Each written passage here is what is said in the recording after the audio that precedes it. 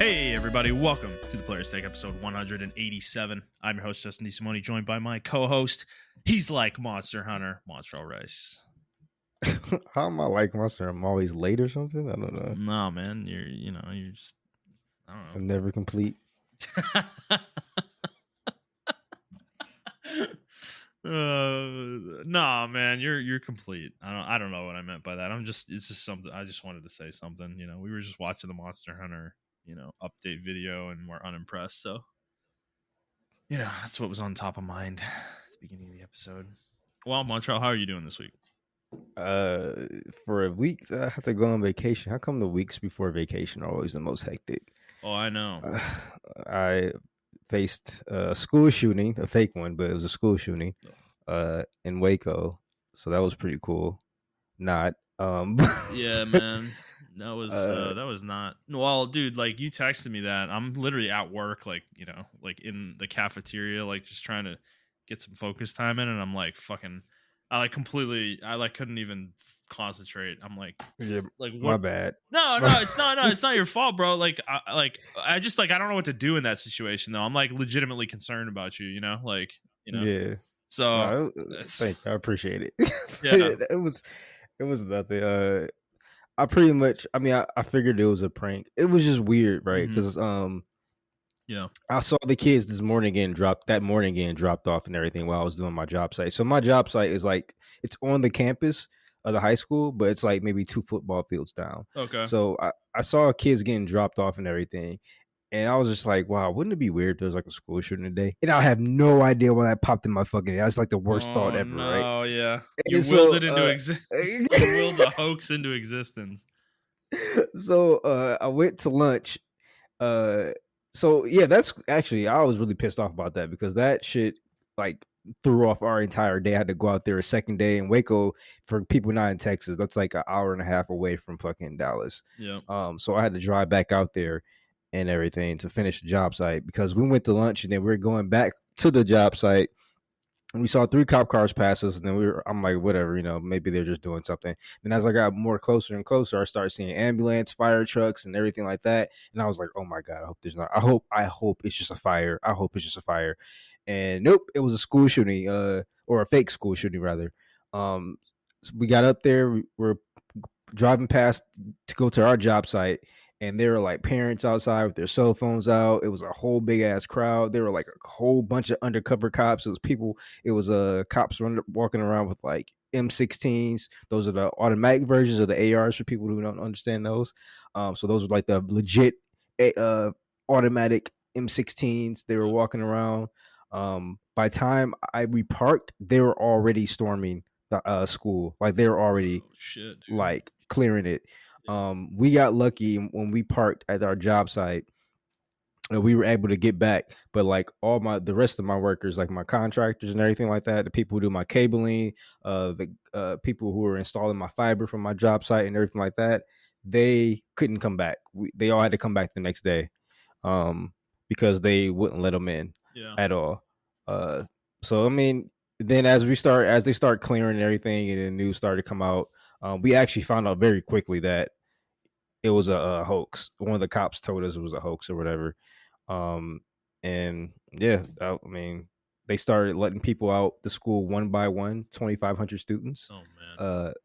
So we got lucky because the project manager knew one of the cops that was just so happened to be there. So they let us go early, but we didn't get out of there until like 4:30. So yeah, I think that kid or whoever caught it in is probably going to be made an example out of because that was not a fun experience at all. Well, do they know who it was? They didn't release any names yet, but they have a pretty good idea who it was. Okay. Well, the FBI is involved in everything now. Yeah, I mean, you should be made an example of. That shit is not funny, dude. Yeah, so it's not like pulling the fire alarm when we were young. No, it's like no, definitely not. Well, I'm glad you're okay. I'm glad everything worked out. Nobody got hurt. It's good that it was a hoax and wasn't real. So yeah, I'm glad it wasn't real at all. Yeah, right. Well, anyways, besides that, how's the rest of your week been? Hectic, man. I got a lot of stuff done. I set my partner up next week for a job site, Yeah. and I got everything done for him. So, Yeah. happy that it's over with, and I'm ready to. As soon as I get off this, I'm probably going to do nothing. I don't have to fly out till later on tomorrow Wait, night, so so that's a good thing. you're not working tomorrow? No, Oh I'm not working man. tomorrow at Oh, all. so you're So off, man. You are off right now, yeah, man. You lucky son of a bitch, man. yeah, Man. yeah. You're just chilling. Okay. Yeah, I'm gonna chill. I'm gonna wake up early tomorrow anyway, still, and I'm just gonna chill, cut my hair, and do some last minute shopping, Mm-hmm. and then pack up and go. So I'm gonna get to the airport around. I think I'm flying out around like 7 or 8. Mm-hmm. I'm gonna get to the airport early because this will be my first time flying with a firearm. Yeah. So I need to just get there early Mm. just to work out the kinks and everything Okay. like that. So yeah. Well, yeah. So, I mean, for the audience, Montrell will not be on the show next week. Well, he will be out of town, clearly, as you can tell or probably put together. So I will be doing the episode solo. So, look forward to that next week. But I will say we have a jam-packed show today for everybody. So, we had 3 different showcases that happened in the last 7 days. 2 of them surprise dropped on Monday, was it? I think, yeah, Monday. Yeah. That they were happening Tuesday, and those were the kind of the good ones. And then Ubisoft had one on Saturday that we'll get to as well. But yeah, so that's our main glut of news today. But Montreal, Yeah. I want to talk to you about that Monster Hunter thing actually real quick. Oh, brother. Well, okay, so you said there was a Capcom thing today, and I went and looked, and the first thing I see is a Monster Hunter Sunbreak thing, and yeah, they reveal the next title update. It's like 3 more monsters, and then a bunch of other random shit. And the 3 monsters are just subspecies of existing monsters, which, I mean, that's fine. Okay, that's great. The subspecies are pretty cool in Monster Hunter, but they're not new monsters, though, for the most part. And then they are adding a bunch of paid DLC as well. And some of it actually looks really good, and it's kind of makes me a little upset, I'm like, man, I don't want this to happen to Monster Hunter, dude. Where like the armor starts looking like shit in the game, and they start, making this like really cool looking armor that they charge you $10 for. I don't know, dude. It's kind of worrying me a little bit. I don't know. Is my concern misplaced, do you think? No, I think it's they're slowly doing a drip feed and seeing what they can get away with. Yeah. If the community doesn't come up in arms about it, it's going to happen in like Paradise or World 2, whatever they decide to call the next one. Mm-hmm. I think that's their biggest issue with Monster Hunter. It's like a really good game, and it's really popular. It makes a lot of money. I think Capcom's thing is how can we monetize it? So they're trying to do. Yeah, why different is that things. always the question, though? It's like whole. Why can't you just have a good game and just be happy with the fact that it sells 20 million copies? Like you can't just be happy with that. Like, I don't know. I can't. I hate our society, dude. Like, it's just it's so frustrating to me. It's it's like this is like it's just a capitalism thing. It's always about money, growth. We always have infinite fucking growth. We have to grow every quarter. We got to grow every year. We got to see growth, and it's like, man. Well, I mean, it's kind of just a product of. I'm like, yeah, I mean, it's capitalism, but this is kind of what this is what we expect now. I tweeted about it like last week or 2 weeks ago, or we talked about it too. If like when games were just fun, Yeah. And some things stuck to the wall, and then some things didn't. The problem is, this happens with like sports games. It happens with almost every kind of franchise. They find something that sticks, and then they just run it into the fucking ground. Yeah, man. Right. And I feel like now we're reaching that point with Monster Hunter. They're trying to find stuff that sticks. I mean, like I didn't mind the DLC that was for Rise. No, I think they had like Mega Man DLC for World 2, right? Where they had like those are free quests actually. No, so the thing is they've had cosmetic DLC since I guess World. I think they had cosmetic DLC in Generations though too. I think, but was it paid? It Or was paid, four, right? yeah. There was, I think there was some paid stuff. It was very light though, but Yeah. so they've at least been doing this heavily since World, and yeah, they're doing it a little bit more now with Rise. And I mean, it's fine. I don't mind it that much if it's not a situation where like you can't look cool unless you pay money, you know. And Well, like yeah, this is the thing I don't like about it, right? And I know this is going to be the argument that's used against us, but my thing is like it's like a drip feed type deal. yeah. So if people are going to say, "Well, Montrell and Justin, it doesn't affect the stats. It doesn't affect the base game. You can still build your armor. You can still do that. It doesn't affect anything. What's wrong with me wanting a little bit of extra flash on my weapon?" So what, my weapon glows a little bit more, or so what, I look like, Ryu when I'm doing shit, like that should be cool. And my thing is like, yeah, that's cool, but you don't understand, eventually it's going to overtake the entire game.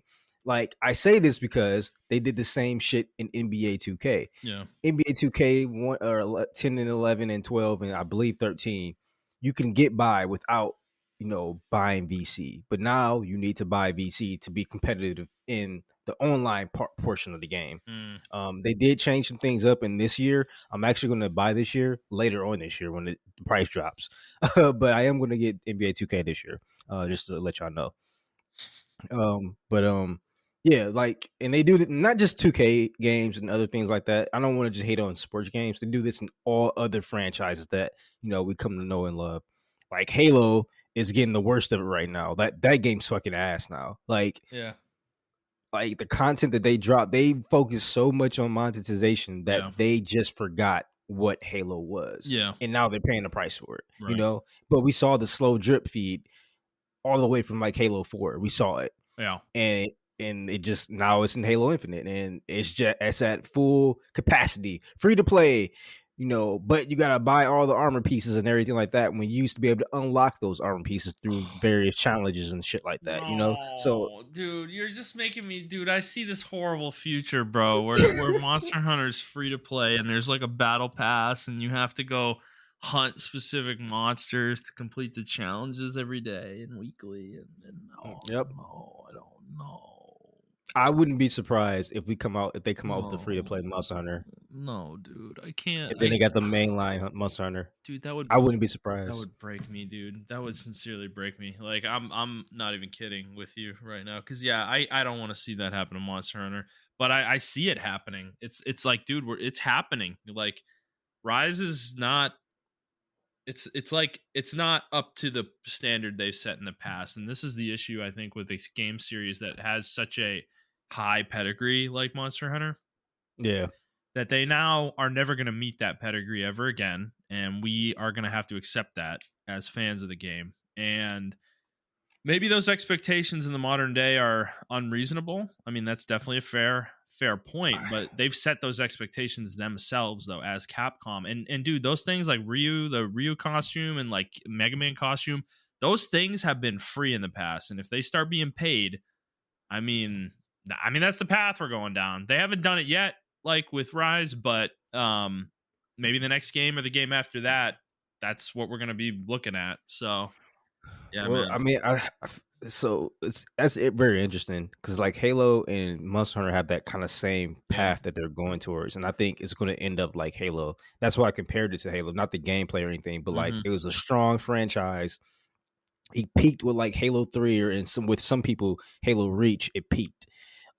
They were just doing the most craziest shit with the game out of the box.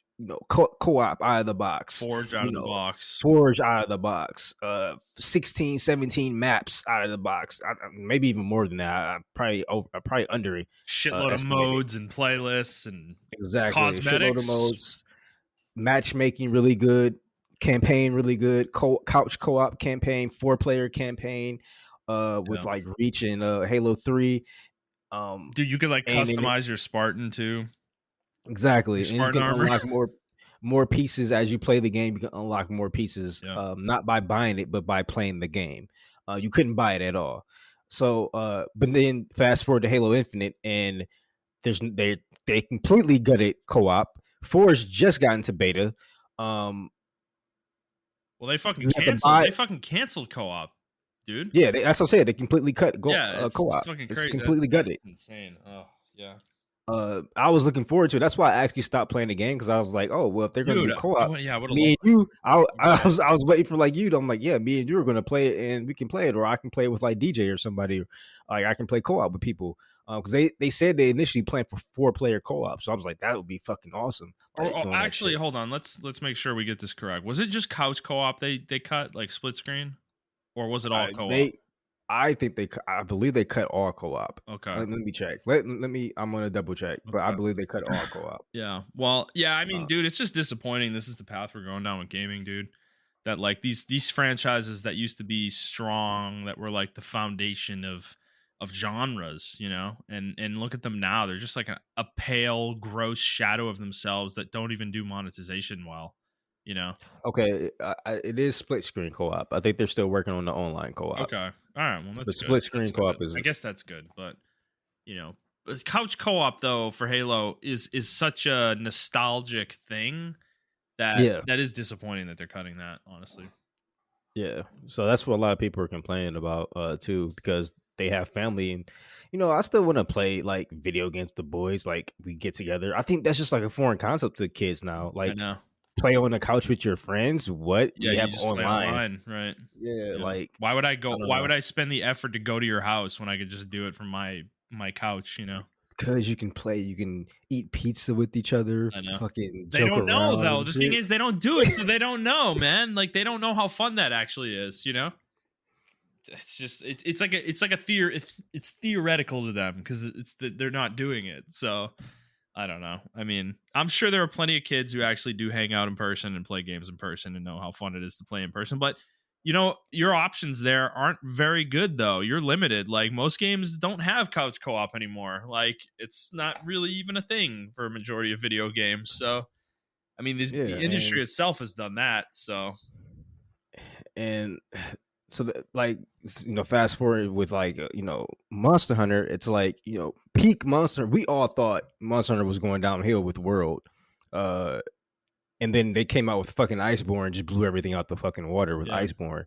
And even with their old style, they peaked with Generations. Like they cannot ever touch. If they did an old style Monster Hunter, they would have to compete with Generations because that was like a celebration of like the old Monster Hunter. And then even when World came out, this is like, well, this is what you guys have to look forward to, especially with the Iceborne DLC. Like that added so much flavor to a game that was actually kind of already meaty. And yeah. and then you come out with Rise, and then people are upset with me because I'm like, bro, the community, there's like this game Rise, in my opinion, is splitting the community. And I think I want to talk about that too. I think developers do this shit on purpose, or not even the developers, maybe the higher ups. They Yeah. split the communities up on purpose because this game should not split the community up. But people are like, oh, I love Rise, and whatever. And it's like, bro, what are you talking about? Like, we can still love the game, but criticize it. Right. This game is not finished. Yeah. It's legitimately not done. So, dude, the fact that their DLC plans are to release subspecies is like, come on, dude. Like, come on, man. They're not even releasing new monsters at this point, you know? Like, because even base Rise, they release new monsters, you know?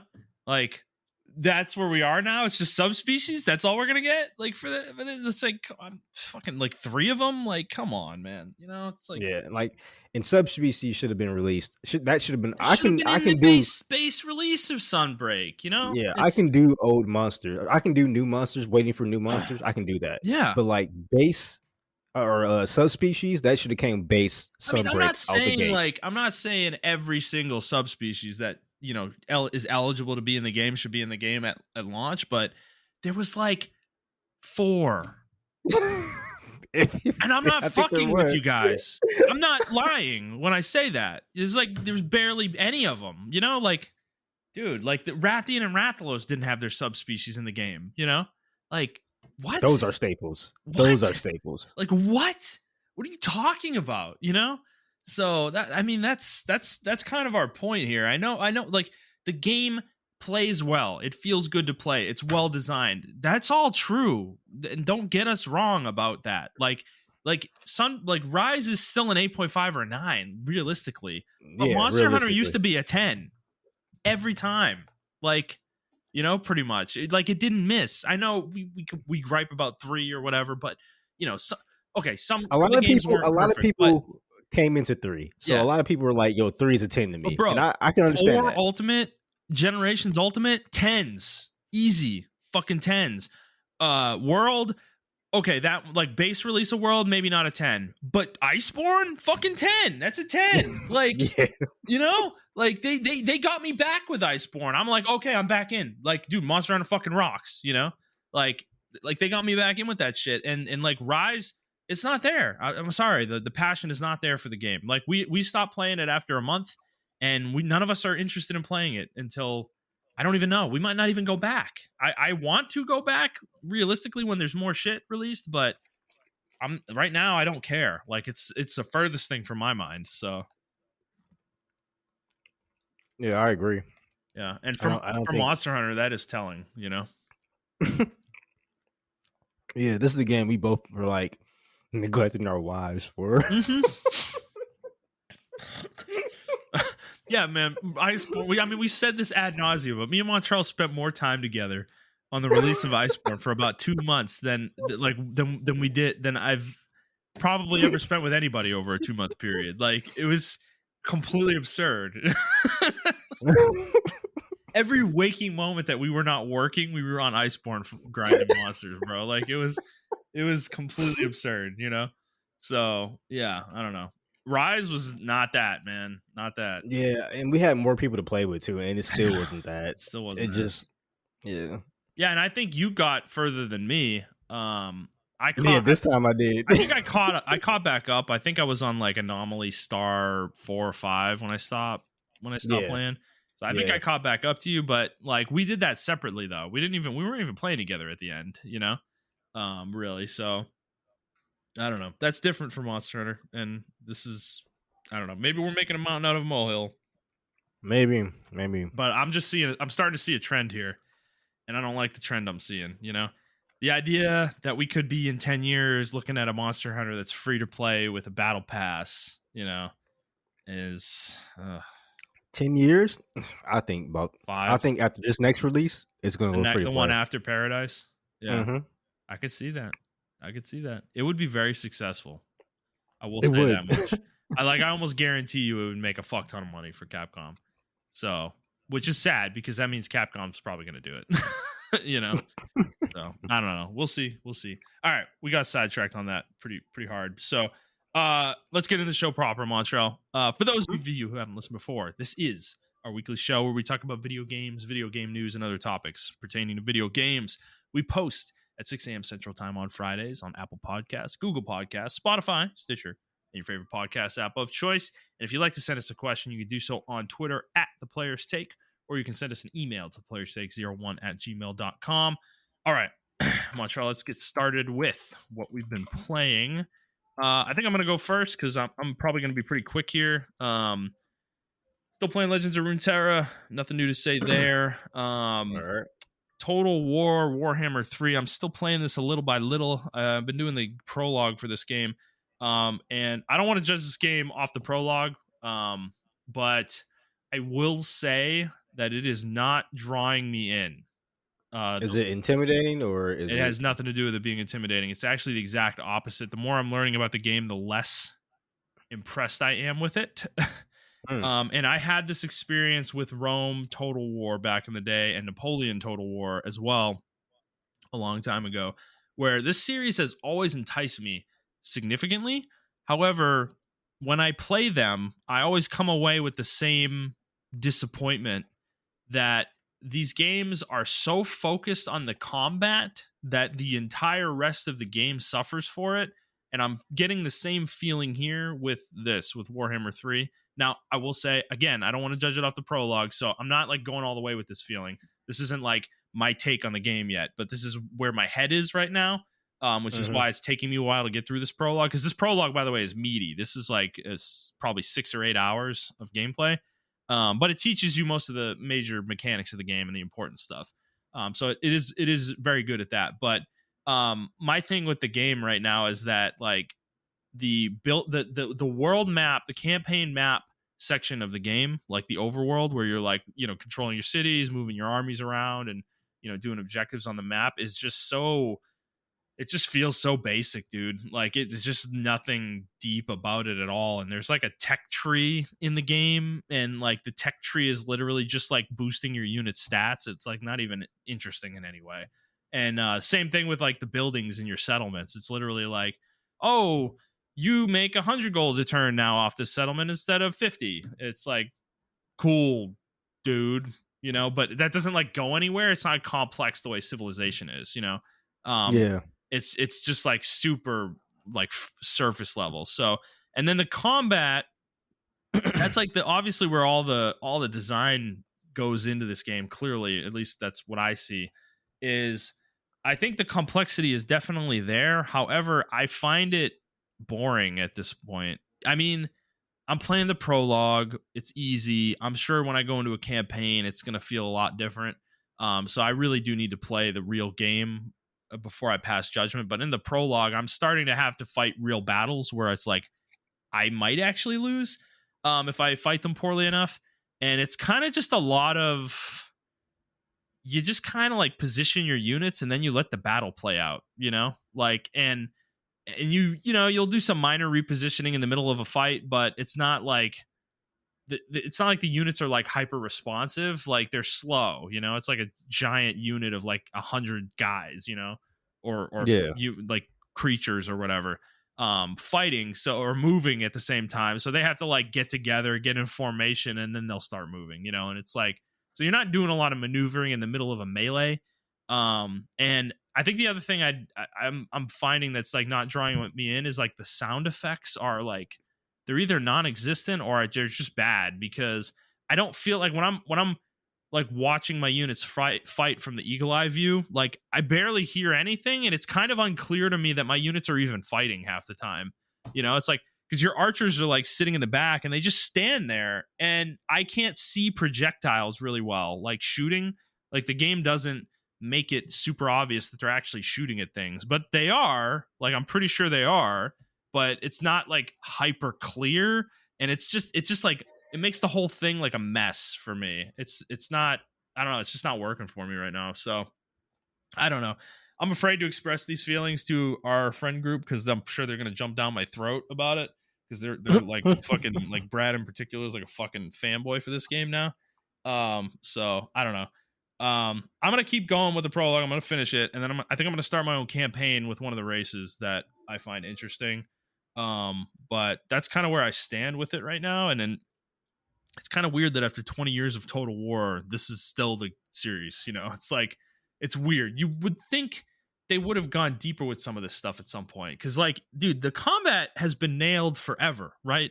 Like Rome Total War back in the day, the combat in that game is fucking awesome. It was already awesome. Like, so that's kind of my thing. I almost want to go play Rome Total War 2 and not Warhammer. I'm wondering if this is a Warhammer problem or if this is just Total War in general. Because I remember Rome, in like Rome Total War, there was like a lot of complexity to the overworld stuff. Not necessarily building your cities up, but like there was a lot of diplomatic stuff going on in that game that's really not super complex here. So, but I'll expand my thoughts as I play more. Once I get to a campaign, I will, like a real like campaign map campaign. I'll expand my thoughts further. So hopefully things change for me, but that's how I feel at the moment. And then The Last of Us Part 1. So I have this listed as not again. So, last week I regaled everyone with my issues with this. So after we got off the podcast last week, I was troubleshooting this and found a Reddit thread that described my exact issue, and there was a solution posted, and the solution worked for me. And this is completely random and feels like I don't even understand why this would be a problem, but the 120 hertz mode of the PlayStation 5 in the PlayStation 5 settings, like the console settings, was set to automatic for me. So I turned that off of automatic, and it fixed it. Game launches and displays, and there's no problem. So there's nothing wrong with my disc. There's nothing wrong with my PS5. This seems to be a thing that either happened with this game or has happened with other games. I saw people in the thread saying, "Yeah, this happened with me with other games as well." So that is a really weird bug. To the point that I have not played the game yet, even though I fixed it. I just I haven't really had time. I've been fucking super busy the last week, but I really haven't played a lot of anything, honestly. But like it like turned me off though, like that whole saga with that. So so I don't know. I'm actually gonna be home most of the weekend this weekend, so I'm probably gonna start this up. And I'll have some thoughts on it next week. But other than that, playing Apex a little bit, and it's still Apex.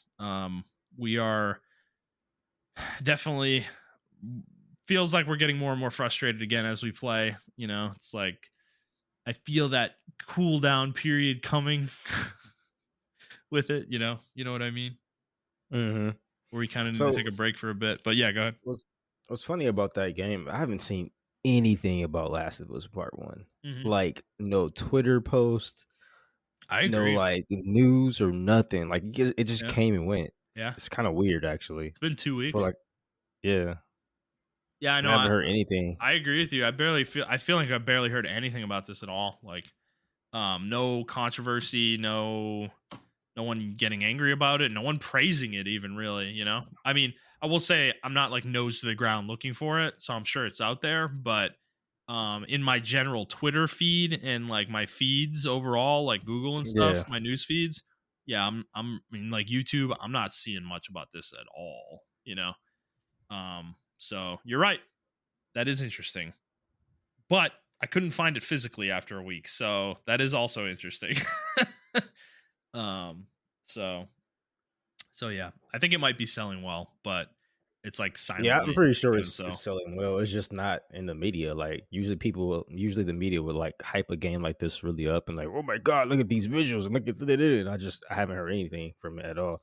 I know the before it got released, like the hype. I saw the hype everywhere. Like that's all I saw. Yeah, Now I just don't see anything from it. And it's kind of weird to me. yeah, yeah. It's interesting. You have any thoughts on Apex? You're in the same boat Nah, as me. yeah, nah, no thoughts on Apex. All I right, actually haven't played it that much this week, so. true, fair enough. All right, what have you been playing? So I actually got to clear out some of these games. I already beat 1, 2. I stopped playing X because I'm playing 3 now, and I'm gonna come back to X. 3 is very interesting, maybe because this is like I'm not rushing through this game. I'm actually enjoying the game. Just exploring random shit, and getting paid for my exploration. I know in 1 and 2 you got paid for your exploration as well, whether it be through questing or whatever. 1, I didn't mind questing and I didn't mind exploring. 2, I fucking hated it. Just the Yeah, way all the fetch quests and everything worked and everything like that. I didn't like doing the side quests in that game in that game at all. yeah, Because like I mentioned earlier, like last week or whatever, or 2 weeks ago, when you have certain items you want to get, those items are based off of a chance yeah, when you go to a node and you mine that node. And sometimes you may not even get anything. You may have to, go to the node 3 or 4 times and reload the game or reload the area 3 or 4 times, and it's not fun. So 2, in my opinion, has the worst exploration out of all the games. Um, but 1, I wish I would have went back and kind of explored more because I know you get different monados and everything like that. So I wish I kind of explored 1 a little bit more. Um, but I'm having a blast with 3 because you get the spoiler alert, you get more classes, and those quests lead to like more classes and everything like that. So I thought that was pretty cool. You unlock. I got to the part where you actually unlock. They show you the potential of all the classes you can unlock and everything like that. yeah. I'm like 35 hours in, I think, or 20 to 30 hours in right now. Damn. Um, Okay. Man, you are playing a so lot. yeah, Are so you taking it I with you just or yeah, no? I am. Okay. Yeah. I unlocked the sword fighter, I unlocked the forgot his name, but the little guy, the little kid, his class, Yeah, the the one that repairs the Levinas. Mechanist healer or whatever it's Yeah, called. yeah, the Mechanist healer, and I just got the nunchuck staff guy who turns his nunchucks into staffs and he can heal Yes. based off the combos you do. Yeah. So I think this game is pretty cool. I can see I haven't got to the end yet, but I'm just like looking forward in the future of Xenoblade, and I really want this to be an MMO. Like I really wanted to make a side MMO game because these classes are really fucking cool. Yeah. Like Yeah. they're fucking cool. I Well, think this is like an they're really experiment. good at its design, man. Like Yeah. they are. Yeah, like I don't know, it just reminds me so much of like Final Fantasy 14 right now. Mm-hmm. A lot of the classes do. But they play different, obviously. Um yeah, the gameplay is all right so far. It's not the best, but it's not the worst either. I have to remember that I'm coming off of the tail end of Xenoblade Chronicles 2, so Mm-hmm. my combat was a lot faster. And I experienced this when I played Xenoblade Chronicles 1 going to Xenoblade Chronicles 2. Yeah. When I went to 2, I was like, "Oh my god, 2 is so fucking slow." Because I unlocked everything in 1 and 1 was moving like 1 to me right now is still the fastest. Like 1 is still lightning fast. Yeah. As far as like decisions you have to make and everything like that. Yeah. 2 is almost there. 3 so far is the slowest, but I'm pretty sure like once I start unlocking more stuff, it's Yeah, unlocked. So it's gonna open up. You're gonna yeah, the speed of it's gonna be you're gonna be killing monsters in like 10 seconds. okay. Yeah. One thing I don't like, and I'll say this and I'll just get off of, or two things and I get off of it. It's hard, like I said before, it's really hard for me to recommend this game to people. I put my little screenshots or my little videos on Twitter, and people are like, "Oh man, this game looks really cool," and I have to like give them a whole disclaimer, like, "Yeah, it's really cool." They said, "Does it combat like MMO style?" And I'm like, "Yeah, it's kind of like an MMO style combat, but you just have to be patient. Like this game is not for impatient people. If you're expecting to get in there and do crazy, because it's real time combat, but it's not action combat. So if you're expected to do real time action or real time combos and everything, and like a fast oriented speed, like that's not going to fucking happen. You got to take your time with the game. Well, it will later in the game. It's just like, yeah, Yeah, early in the game, nope. yeah. That's what I'm You saying. You can't just even got to take your cancel time arts with into it. each other early in the game. Yeah, Yeah. yeah. So It sucks. So, well, the yeah. I mean, Ouroboros forms are badass though. Like they are. when you They unlock are. canceling with those, like, dude, it's fucking awesome, man. Like I love that's my favorite mechanic in the game, I think, actually. Oh, the Ouroboros forms. Yeah, Yeah, those are. I think that was their most successful mechanic in the game, to be honest. Toward like by the end of the game, I was trying to abuse that as much as I could because I found it so fun and like so effective. The amount of damage you could dish out with one transformation started to get really fucking like silly good. Okay. Yeah, I gotta invest in them a little bit more. I'm actually just liking fighting base, and I use them as like emergencies. Yeah, Um, that is one of their functions for sure, is to get you out of dicey situations. yeah. I will say, last thing I'll say is I'm not too fond of this game's chain attack. I think this is the worst chain attacking they have ever implemented, Yeah, like by far. I like it. Um, I like it design it's wise. I just hate it's how more long it takes. organized. I just hate how long it takes, dude. I like how it's organized. I would say that compared to their other chain attacks in I other think it makes games. more sense. Like it's easier to digest and learn than the other two Yeah, games. You know? yeah, Yeah. that's true. And I don't know, that's weirdly not satisfying A for turn me. off for you. Yeah, Yeah. Yeah. yeah. Yeah. Uh, it makes a lot of sense. I don't know. Like when I figured out the chain attacking in it, and like I actually like the chance of one's chain attack Yeah. because you had to like set everything up for it. And then once you like beat the system, you can do like infinite chain attacks or whatever the fuck. Yeah. And then two, it was more organized as far as like, uh with your blade combo attacks. you finishing those, and then you can do one big hurrah at the end if you Yeah. unlock with your chain attacks or whatever, because you got these little orbs that are flying around, and Hmm. you do corresponding things to break those orbs, and then you do like this mega thing. You get millions of damage, literally millions of damage done to these bosses, and you can finish them off. Yeah. With this one, I'm pretty sure it's around the same thing. It's just really organized. If that makes any Well, sense, it's it's like, not. dude, for like 90% of the chain attack, you're doing like no damage, you know? And then Yeah, and then suddenly on the final part of the chain, if you do it right and you like build the damage modifier up high enough, you're like taking off gigantic chunks of the boss's health bar. You know, it's yeah, like it and I think my issue with it is like, dude, I'm thinking about one, right? The chain attacks in one. I'm like trying to remember them now. And I remember, dude, they're fast. They're over in like 30 seconds. You know, it's like it's not like yeah. the game like respects your time. This is my issue with 3 is like 3 does not respect the player's time in many ways. And the chain attacks is like culprit number 1 of them not respecting your time. Bro, late game chain attacks take like fucking 10 minutes to finish. Like because of all the animations you have to watch, you know? And it's like god, dude, like it's too much. It's annoying, you know? Um Yeah, they should give you an option to speed it up. Like yeah, that's or what I or think they skip should the do. anime. I'm sure they're gonna put it in a patch, dude. Like they're gonna let you do that shit in a patch, and it's gonna piss me off that it wasn't in the base game because it's like, dude, how much time did I waste to that shit? You know, hours and hours and hours because it is an essential piece of the combat in 3. It is another emergency, break glass mechanic for you in combat. If you're struggling with a boss and your whole party's about to die, dude, chain attack and you're good. You're gonna heal everybody up and you're good. You're good to go. Yep, exactly. Yep. And it's like, and you're gonna do a fuck ton of damage to the boss, and you're just like gonna reset the fight basically, essentially. And that is very powerful within the game. It's just annoying that it's so essential and yet takes forever, to like execute. So Yeah. yeah. So I'm with you on it. I agree with you.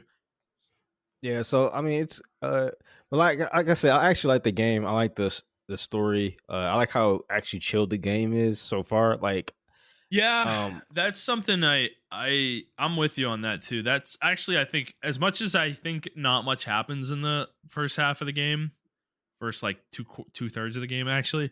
Um, mhm.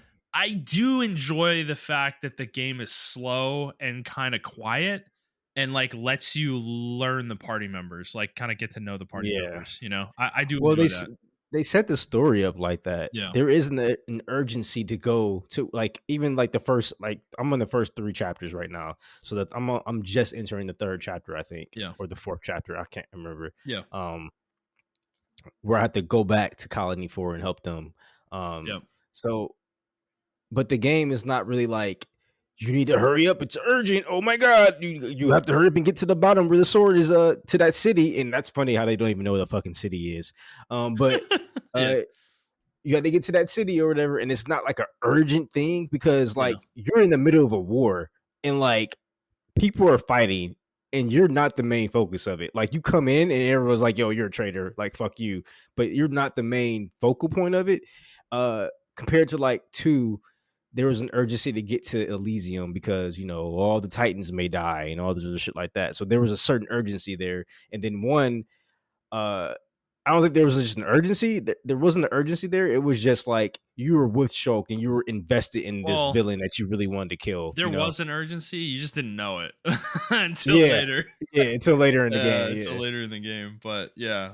But So yeah, you're right. Your investment in Shulk and the party and their goals was enough, I think, to keep the game going. So yeah. So I mean, I think it's cool. I think it's a nice change of pace. Like I can actually explore. I don't feel pressure as a player to look at certain things. The game doesn't really make you do a lot of things. Uh, they throw quests at you, but they don't throw them all at you. They don't throw them at you all at once. It's like you have to unlock levels and then you unlock more quests. And I kind of like that instead of just like having a million fucking question marks on my screen. I just get kind of overwhelmed, sensory overload to that shit. mhm, So yeah. I'm liking it so far. I They brought back a lot of old stuff like the affinity charts and Yep. persons to person infinity charts Yep. and everything like that. So I think it's pretty cool. If you want to blast through the game, you can.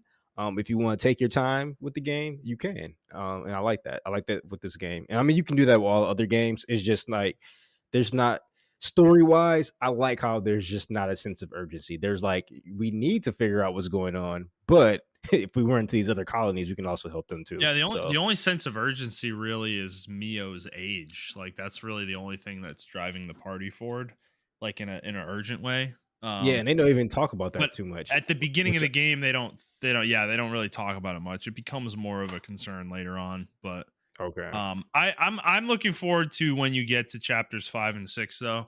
I think that is the best part of the game, and it's my favorite part of the game. And I'm looking forward to hearing what you have to say about those. So all right. so we'll But see. yeah, that's all. That's all I have for the games I've been playing. So Alrighty, cool, fair enough. All right, let's move on, Montreal, to the news. So, like we said earlier on, we had 3 showcases this week.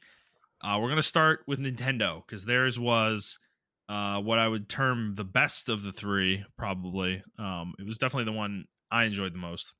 yeah, same. So overall, I think this was a good direct. How did you feel about it? I think it was a really good direct. It had Okay. a nice mixture of third party games with their Yep.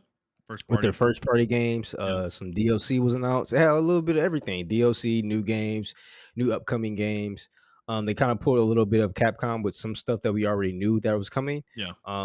But they gave us more insight to it, which I kind of criticized Capcom for, as well. And I would guess I would criticize them a little bit here as well. A lot of the games we didn't have the release dates for, but now we got release dates for them and everything of that nature. So I'm looking Right. forward to it. And right off the bat, they started off like going hard, Yep. as they always do, man. You know, Well, so I'm yeah, definitely they're getting this really good shit. about this. I think this is the thing. I think I like the way Nintendo approaches this because they do new game announcements, right? And they bookend this direct in particular really well, right? With on both ends.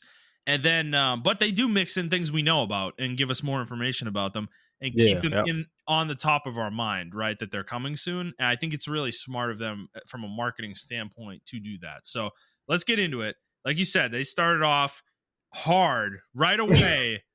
They announced a new Fire Emblem game, and I immediately was like, "Bro, there's like obviously we're gonna get into this in a second, but like you know, I'm watching this trailer and they're showing like you know basically like what you would term as like lore art, you know, kind of describing this world or whatever."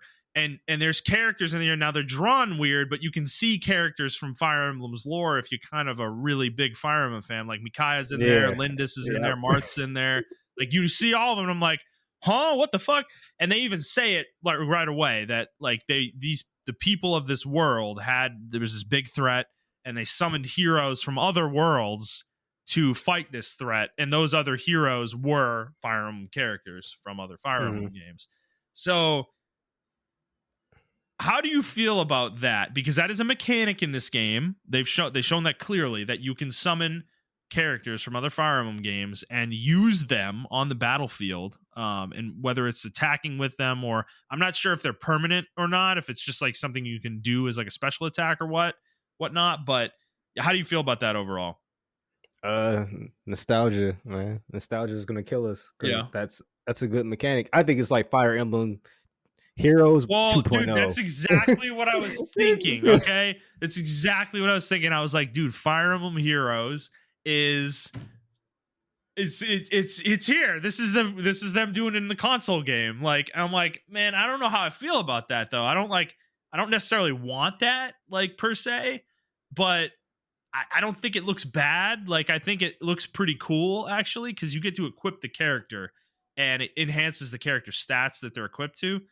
So Yeah. it's almost like a mini equipment system in the game as well. So I don't know how I feel about it necessarily overall, but yeah, I think it could be interesting. But what about the rest of it? What about the rest of the trailer? What kind of piqued your interest with it? I don't know. The combat just looks. I mean, Animations look sharp, dude. yeah, man. Like Yeah. it's hard to describe because it's like I get Fire Emblem is not everyone's cup of tea, Yeah. but like man, these animations just look fucking good. No, this Like is a different everything's level than they've been before. yeah, I think, to be honest with you. yeah. This is like they put a lot of production into the animation. Like this Mhm. is So yeah, it looks like I did look in the trailers real quick. It looks like you can equip them. Like you get a ring and you equip that character. Yes, it's like an emblem, So, is what they call it. yeah. Um, Okay. yeah. So the other thing I noticed right away too is like they were describing this world, and it's four kingdoms surrounding a holy land, and I'm like, didn't you just do that with Fire Emblem Three Houses? Like that same thing. If it works, If it don't ain't break broke, go it. fix it. Well, yeah, but are we Exactly. gonna be in that Holy Land again? Like, are we gonna like because dude, they showed some of the like the out of battle sequences, and it's you're running around what looks like a town of some sort, and you're doing activities. So I think we're gonna have some of those same mechanics that we had in Three Houses in this game. Yeah. So I will say, I mean, this is probably too early to say right now. Um, I really do appreciate so far the character design they showed. Yes. Uh, Particularly with Fire Emblem and Xenoblade, even the new Xenoblade actually, uh, they kind of toned down the fan service. Yes. Like there aren't any like super, and I appreciate stuff like that. By the way, I like it sometimes, but it's like when it's all the time, I'm like, all right, bro, y'all gotta chill out with this shit. Mm-hmm. But like Pyre and Mithra is always like they're In your always on the face. screen. In your Yeah. face, dude. Yeah. Right. But like, yeah, I'm not. I'm the character design so far is like actually really good. Sexy when it needs to be, and it's like, not when it's not. So I don't know. I actually like the main character, how they look. Yeah. And The two hair colors. Yeah. yeah, I I like think the that game too. looks really good. Yeah, I think it looks good. Yeah, you're right. I mean, everybody they showed, like all the female characters, none of them are. There's nothing unnecessary there. I guess is what I'll say. Yeah, At least so far from what we've seen. So I appreciate that. Fire Emblem Heroes, put that in there. Okay, that's what that game is for. Somebody there was somebody I was listening to on a podcast when that game first came out. She described it as a horny casino, and that's exactly what Fire Emblem Heroes is. Leave it over there. All right. So main Fire Emblem games, I kind of want them to be like, well made and tasteful, So yeah. but yeah, I don't know. The more I'm watching this trailer, the more excited I'm getting. Definitely. I was like, when I initially watched it, I wasn't like super amped, but it does look really good. I don't know how much of the out of battle stuff I can handle again though, because that really burned me out of Three Houses, dude. I'm not a No, huge yeah, I'm not a huge fan of it. I don't think it's robust enough in that game to justify how long it takes to do everything that you need to do between battles. Like I want to fight battles in Fire Emblem, dude. That is the gameplay that I am here for. So I'm hoping there's a more of a focus on combat in this game than there was in Three Houses. But we'll see about that, I guess. So any other thoughts? nope, that's it for me. Already. Also, they did give a release date for this as well, by the way, which is super surprising. It is coming January 20th of Hey, 2023. So when did Three Houses come out? it was I want to say 2019 in July. Are they just like, maybe Nintendo has like some kind of crunch system, because what the fuck? Like, Well, it's 3.5 years. I think that's doable for a Fire Emblem game. that's doable. Okay, I mean, they it's might have been just working on this before. Like, dude, I'm pretty sure. Like, okay, this. I guess maybe this let's not. team is really Yeah, huge. let's Yeah, not maybe move this on. team Let's is not huge. move on from this quite yet, because yeah, Intelligent Systems is, I think, one of Nintendo's core teams at this point, and Fire Emblem has become one of their core franchises. I think this is an important IP for Nintendo now, in a way that it wasn't 10 years ago, right? Yeah, So yeah, they might have scaled up. They might have multiple dev teams, dude. And I mean, they definitely do. We know that for a fact because they're the Fire Emblem Heroes team is not working on this game clearly. So they have multiple teams for that. But I think they have multiple console game teams probably at this point too. That would not surprise me. Or they have one really big team and they scaled up and they made this game a little bit faster than you would have expected. But yeah, January 20th. That is exciting. That is going to be a great start to the year next year. So I hope they hit that date for sure. All right, Macho, let's get into the rest of the direct proper. So I'm going to speed through some of these. Let me know if you want me to stop. Next thing shown was It Takes Two. okay. This is a co-op game. I've heard really good things about it, but I've got nothing to say. Montreal, anything for you? Nah, you can keep going until I tell you to stop. All right, fair enough. All right, next thing was Fatal Frame. Whatever. The thing after that was Xenoblade Chronicles 3 Expansion Pass Wave 2 DLC. I Anything didn't you? even know there was a wave one. So Yeah, I think it came out when the game came out. It's nothing special. This is actually going to have a little bit of content, like I think a new quest and a new hero okay. class, and some changes. It actually looks like they're adding some kind of progression mechanic potentially as well with this, which is interesting. Um, so that'll be interesting. I mean, I'm not going to go back and check it out, but next time I play the game, I will. So whenever that happens. Next thing was SpongeBob SquarePants: The Cosmic Shake. This is a 3D platformer, kind of in the vein of like Mario Odyssey or something. Yeah. I actually think it looks interesting. It definitely looks budget, but it didn't look bad to me at least. So Yeah, SpongeBob games are pretty decent actually. So yeah. All right. The next thing. This was weird as. It's weird as hell, dude. Fitness Boxing Fist of the North Star, which I'm pretty sure is an anime series. it is. This was some weird motion boxing game. Cool. That was weird. That threw everything off. The next thing after that was something called Odd Ballers. I don't remember this one. Montrell, do you remember this? Oh, this was like the Ubisoft's multiplayer game, party game. Oh yeah. Kind of looked like Mario Party-esque. Oh, it's a Sega. It said Sega for mine. Oh, Sega? Okay. Mhm. I thought it was Ubisoft. I don't know why I thought that. But yeah, it kind of looks Mario Party-esque. At least the minigame portion. After that was Tunic. This is coming to Switch and PlayStation at the same time, I believe, later this month. This game, I gotta play this game. I have Game Pass and it's on Game Pass, and I need to just play it on Xbox because yeah, this game looks so freaking good, dude. Like, I don't know if you feel the same or No, not, but I feel the same way. DJ is like raving about this game, yeah, and I'm going to play it. Now that it's on the Switch, I might just wait for it to come on the Switch and play it. yeah. All right. After that, let's go, baby. Front Mission first. Got a date. It is coming on in November, I believe. I don't think they put a specific date. They just said available in November. Front Mission 2, the remake for that, is coming in 2023. And then they announced that the third game is also getting a remake that will release in the future. This is awesome, dude. Like, awesome. November is gonna be lit, bro. I am getting Tactics Ogre and Front Mission 1 in the same month. Okay, these are two of the best strategy game franchises to ever be released, and they are both getting remakes and coming out the same month. I mean, it's probably a bad idea for Square to do that, but I am buying both of these games, no question, and playing both of them. Like, dude, no, I'm dropping everything. God of War, sorry, bro. Really? Putting you aside.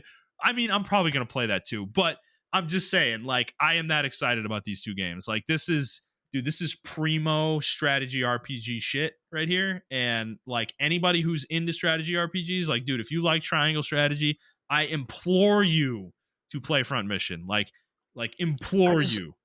I'm just wondering, man. Like, these games was really good. I haven't played Front Mission, so Yeah, I'm really excited to play it because it's a mech game. It's a mecha game on top of that. Mm-hmm. So I'm really excited to play it. I'm just wondering, like, this is a very niche. It's a mecha game and it's a strategy RPG game. Yep. Who at Square is like greenlighting this? Bro, we're like, gonna talk thank you. We're gonna talk about Square in the middle of this, but yes, I'm with you. However, Square is leaning really hard on strategy RPGs and turn-based RPGs right now. And I don't know what's going on over there, but they are greenlighting everything with strategy RPGs. Like, dude, like Field Chronicles, they got Tactics Ogre's getting a remake. Freaking this game, these three games are getting remakes. We know FF Final Fantasy Tactics is getting what is probably going to be a remake, as well, coming at some point. And then you've got Triangle Strategy, which just came out earlier this year. Like, I don't know what's going on. I don't know what's in the water at Square right now, but I am all for it. Please continue to give me this stuff because I'm gonna be frank with you. Like, I love strategy RPGs, but I think Square Enix does it better than anybody. Honestly, their franchises, they have the best strategy RPG franchises. Front Mission, Final Fantasy Tactics, Tactics Ogre. Those are the three best strategy RPG franchises. Period. The end. There's no discussion there. Sorry, Fire Emblem. I like you, but you're not as good as those. Like, Mhm. So I'm all for it, dude. I'm all for it. And I think Square is seeing success, dude. I think these games are probably selling more than you would think they are. Otherwise, I don't think Square would be greenlighting them so heavily, you know? I mean, I'm I'm actually like to give the younger gamers some credit. Like I'm actually shocked that they're actually playing games like this. Like Yeah. it requires a lot of thinking. Yeah. I will say like when they modernize strategy RPGs, they are more faster Yes. Well, than the older they games. learned that yes, giving people the ability to turn off animations, speed up the gameplay, all that stuff is very important for these games. Yep. And I think everybody's doing that now. You can do that stuff. Fire Emblem lets you do it too. You can turn off animations. You can speed the game up to a ridiculous level.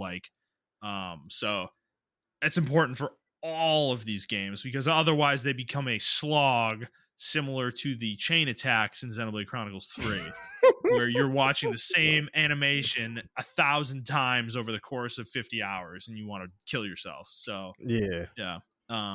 But no, I mean, Well, yeah. well, not only that, but, like if we get to like the next game, like there's a lot of harvest games coming out, and that to me, like, bro, like no joke. I didn't No. think the newer generation of Oh people my would love god, harvest games, but they bro. do, bro. Okay, I was gonna talk about this later when we got through some of these, but dude, that was the thing. When we got to like the fifth harvest game in the direct, I was like, what is going on here? And like four of them are squares, Like Well, like I found out. So one of my she used to be my friend. We're not friends anymore. But she came up on my feed on like Twitch yeah, and streaming these type of games, especially like for female gamers, yeah, like it's a really laid back thing. You put some like lo-fi music over it, yeah. and then you can talk to your audience and play these games, and people love that shit. Like this is their thing, and I think it's really cool from like the high octane fucking Apex,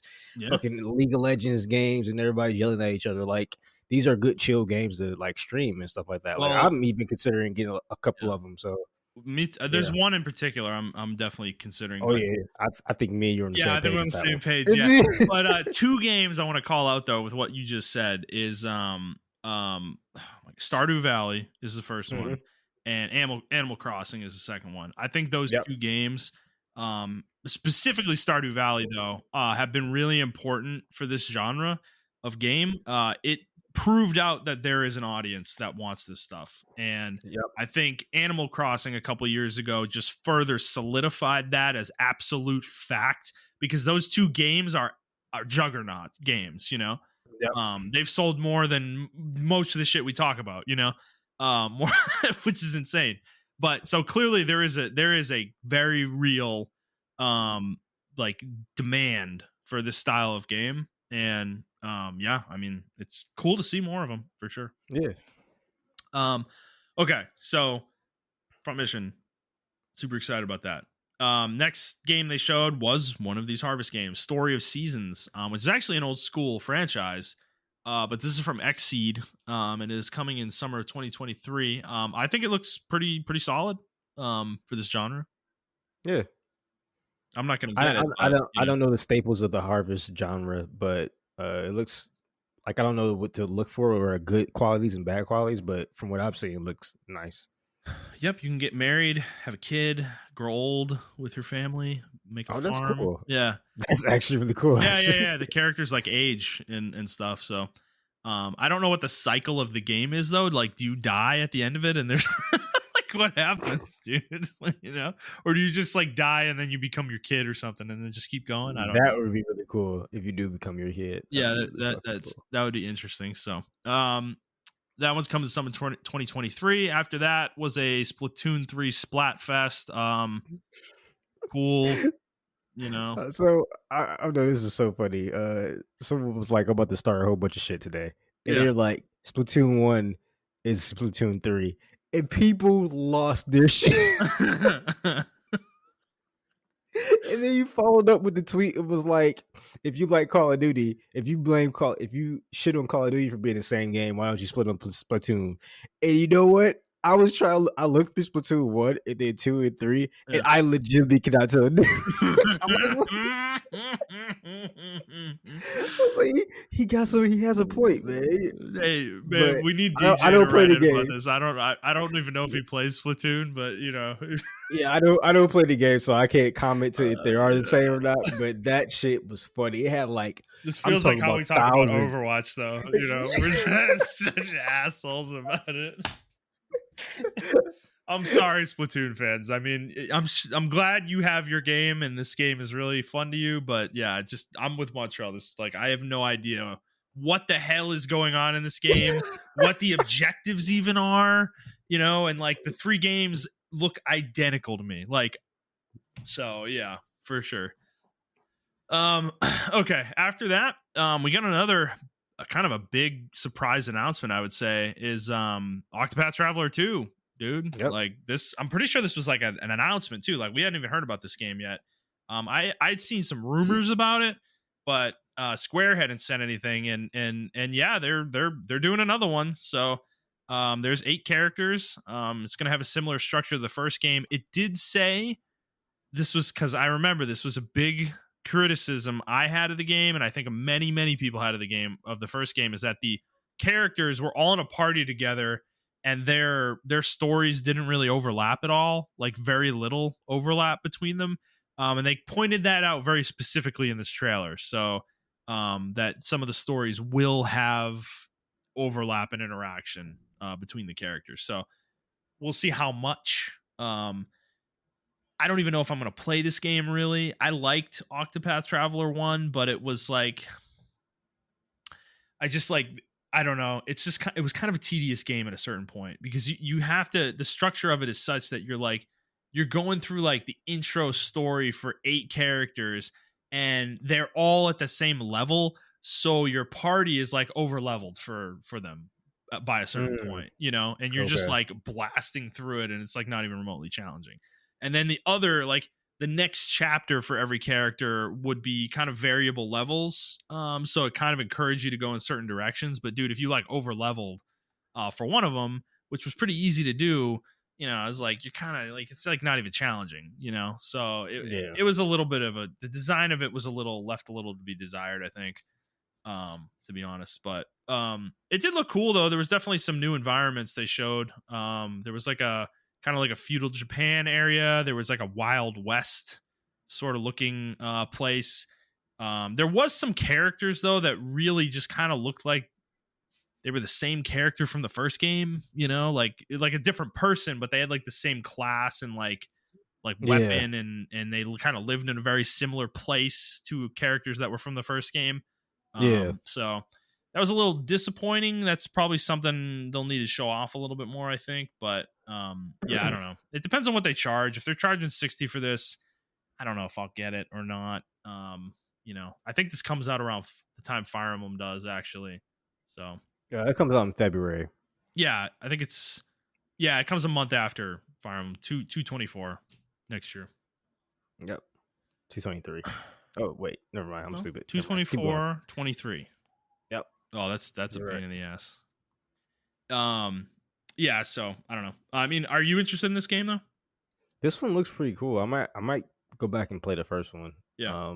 I was just over at the time when Octopath Traveler came out, I was really over the retro style graphics. Mm-hmm. But now that I got over my like disdain for them, I I might go back and actually. You mean the Paper Mario style graphics that the game has that Square Enix thinks they invented? Yeah, yeah. Yeah. Even Paper Mario though, like the way it's drawn looks Yeah. really appealing to the eye. Like I don't like Yes. the blocky pixelated shit because I like lived through that era already. But I have to understand there are a lot of kids who didn't even see shit like that until today. So Yeah. Understood. Well, the first game is on Game Pass, so if you want to play it on Xbox, so I don't know if you have Game Pass, but yeah, I do. I might try it out. okay, then yeah, I'm pretty sure you can download it through there. Okay, moving on. Next thing they showed was another one of these farming games.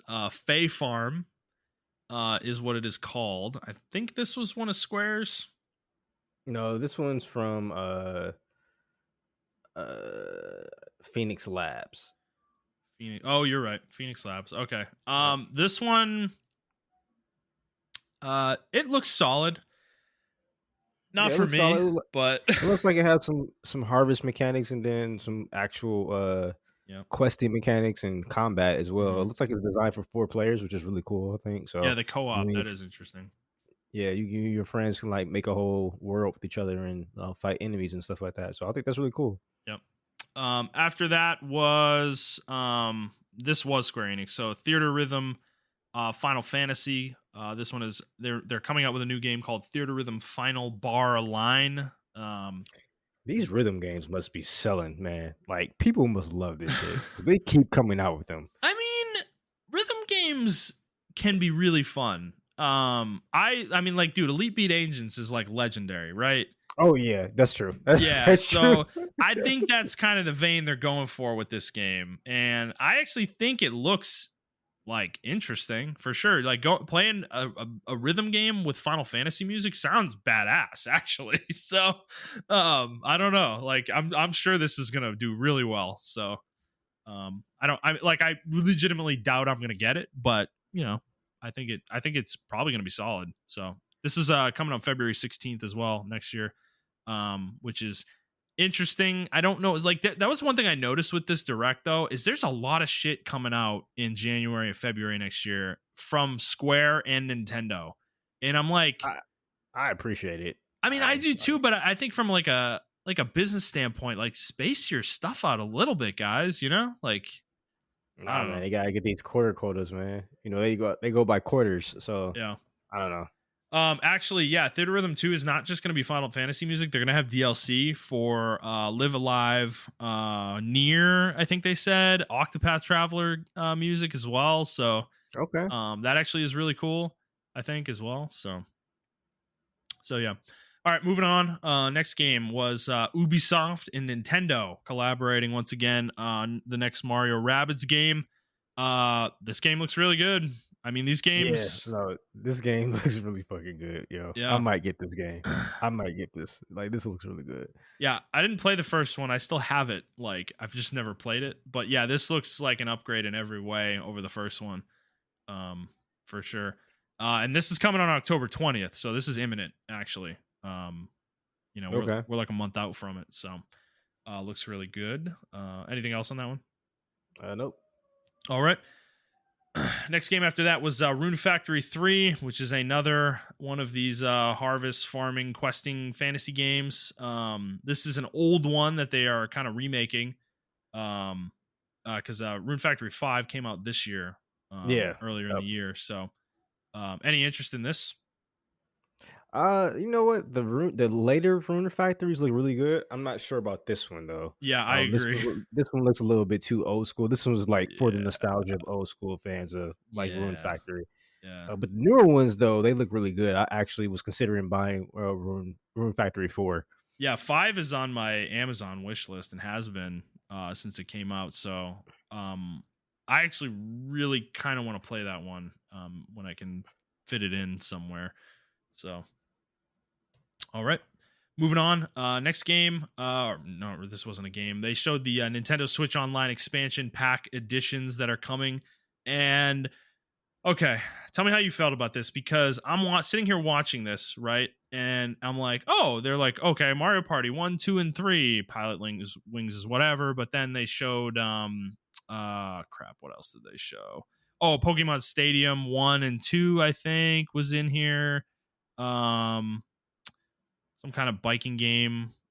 Oh, 1080 snowboarding, Excitebike 64. Yeah. Mhm. And I'm like, these are cool games. Oh, that would be cool. Like, when are they coming out? And they're like, Next year. 3 of them are coming out this year. And then, yeah, there's the other 5 they showed are coming out next year. And I'm like, what?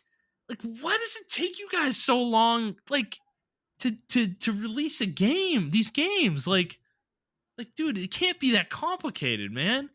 But whatever. And then they showed GoldenEye, 007 also coming to the service, and it will have online play as Yeah, well. so So that's cool. that is cool. But I mean, I'm kind of over the nostalgia of old games. I might get Pokemon Stadium too, but just for the fucking mini games because those mini Yes, games are fucking fun as fuck. dude, they Um, are. yeah, I might just download the Switch or get the Switch online service so that I can play those two games. Like if we all, I don't even know if we all can play it, but like we all, like say if we go to your house for one day and have Mm-hmm. tabletop games, you want to take a break and play Pokemon Stadium, like I'll do Bro, that shit. I need Pokemon Puzzle League on this service. Dude, that game is so good. Like, I haven't played that one.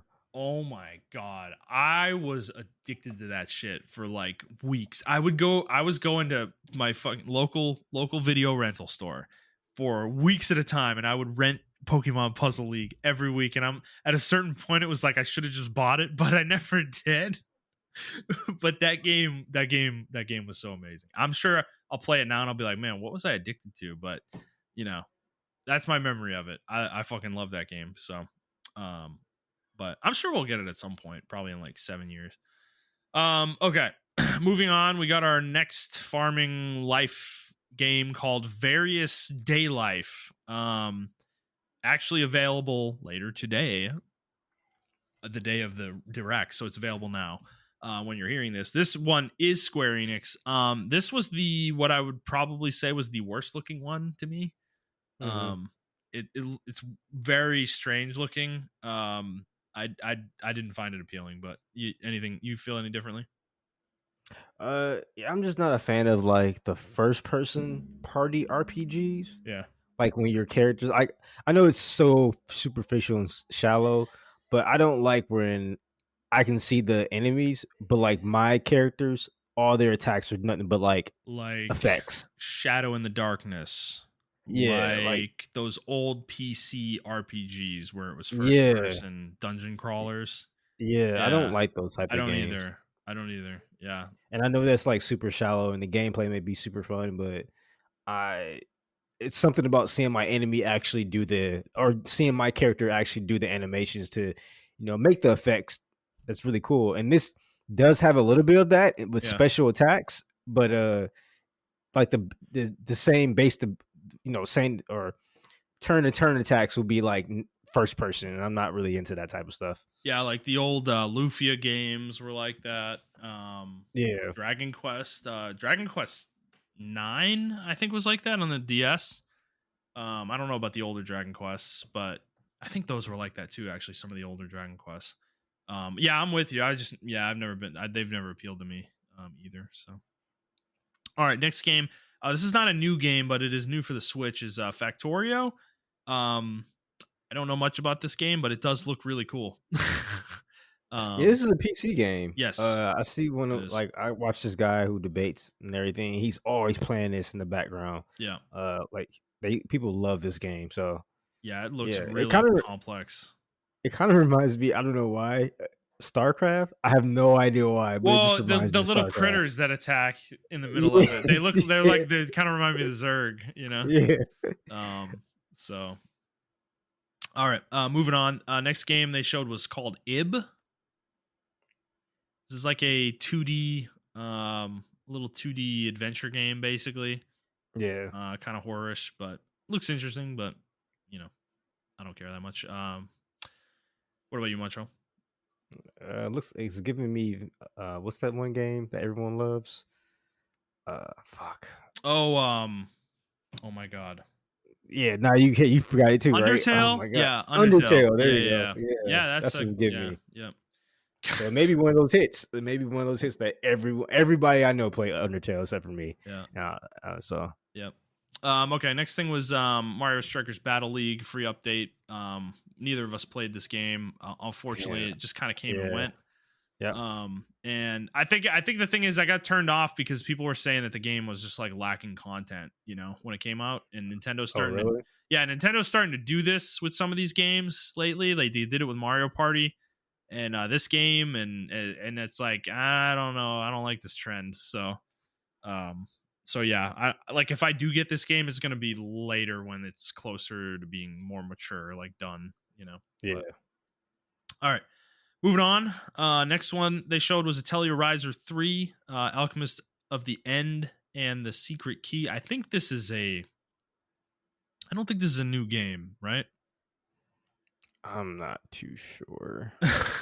I mean, I'm not familiar with this franchise in a deep way. I know the franchise. I've heard the name plenty of times before.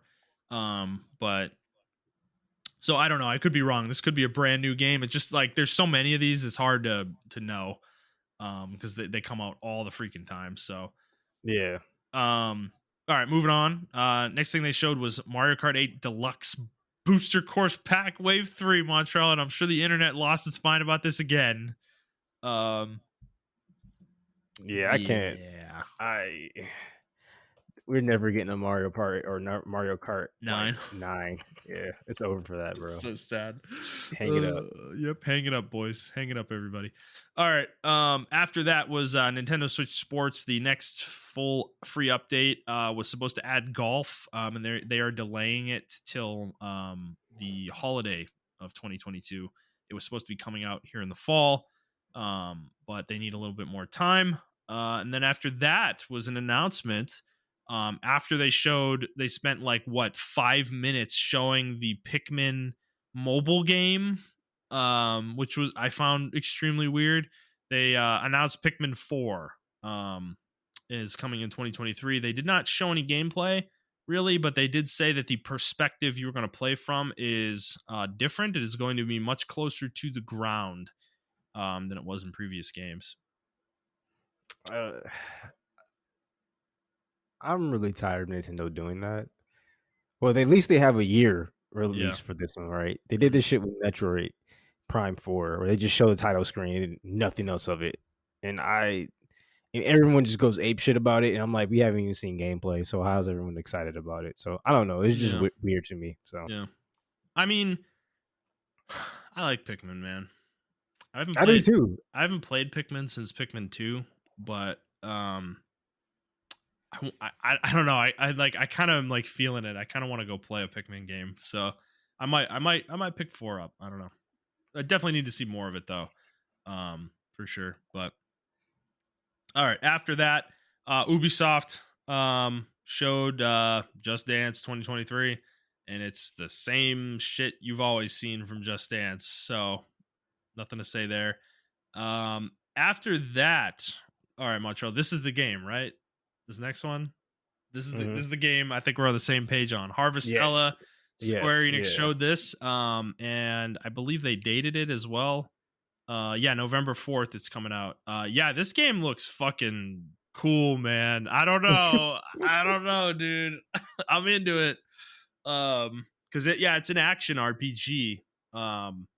Which is not necessarily new for this style of game, but it looks like a legitimate, like it has like actually maybe good gameplay, combat gameplay. So there's a demo too available actually. Might check that out actually, dude. Might be worth looking into. November 4th for this game, which is not too far off at this point. Unfortunately, that is falling in the middle of like God of War Ragnarok, Tactics Ogre, Front Mission. I don't know if I'm gonna fit it in all that, but it definitely looks it definitely looks good for sure. Yeah.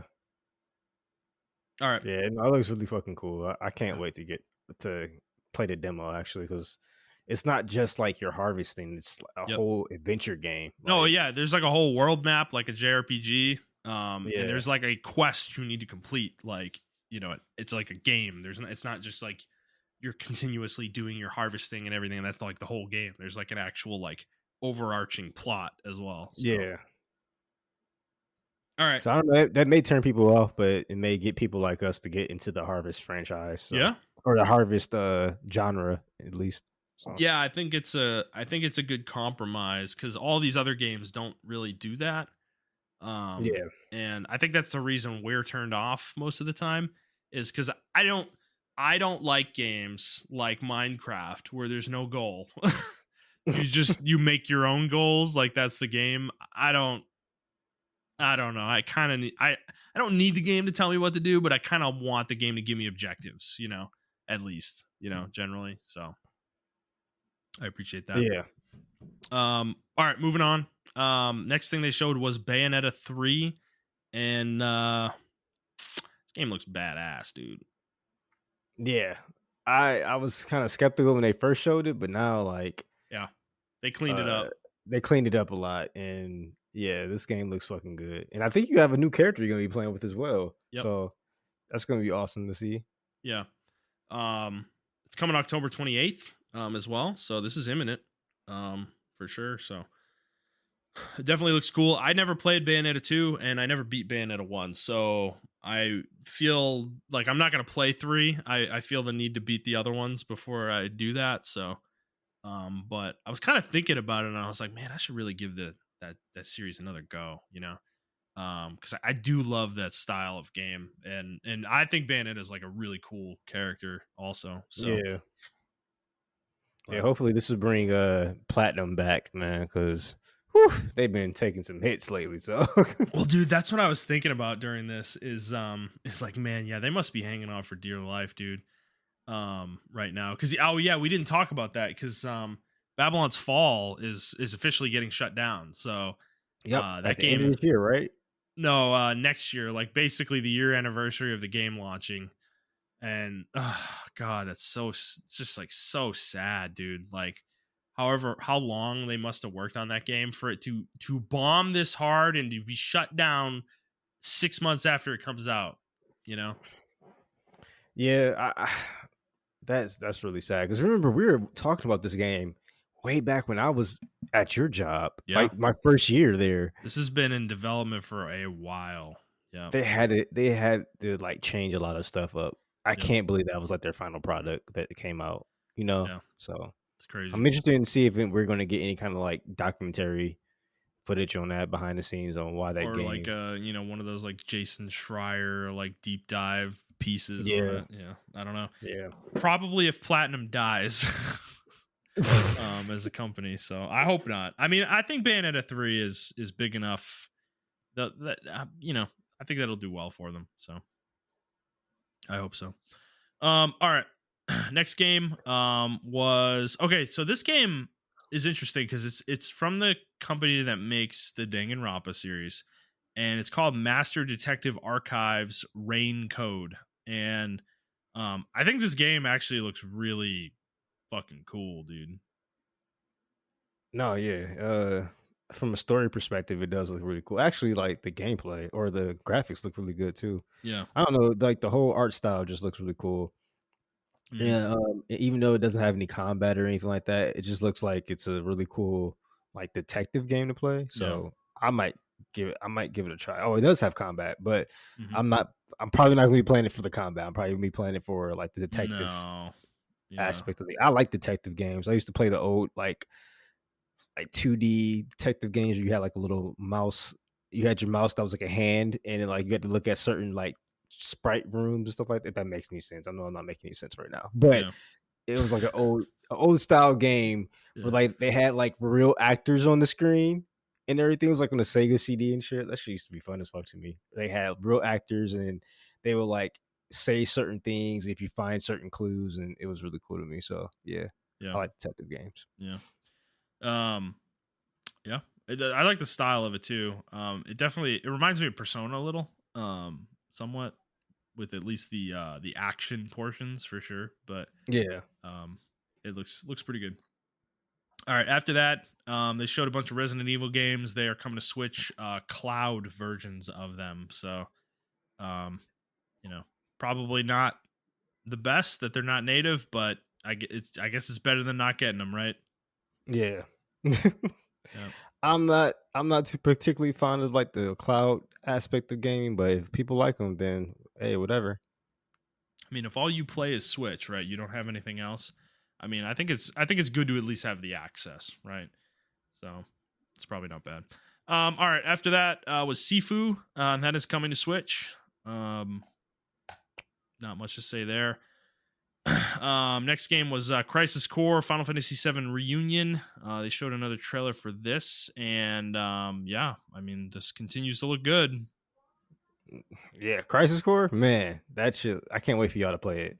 Yeah, Uh, it's not getting like a full on remake, but it's like getting like a half remake. So, yeah, it's uh, weird. I don't know why they don't just go all the way with it, dude.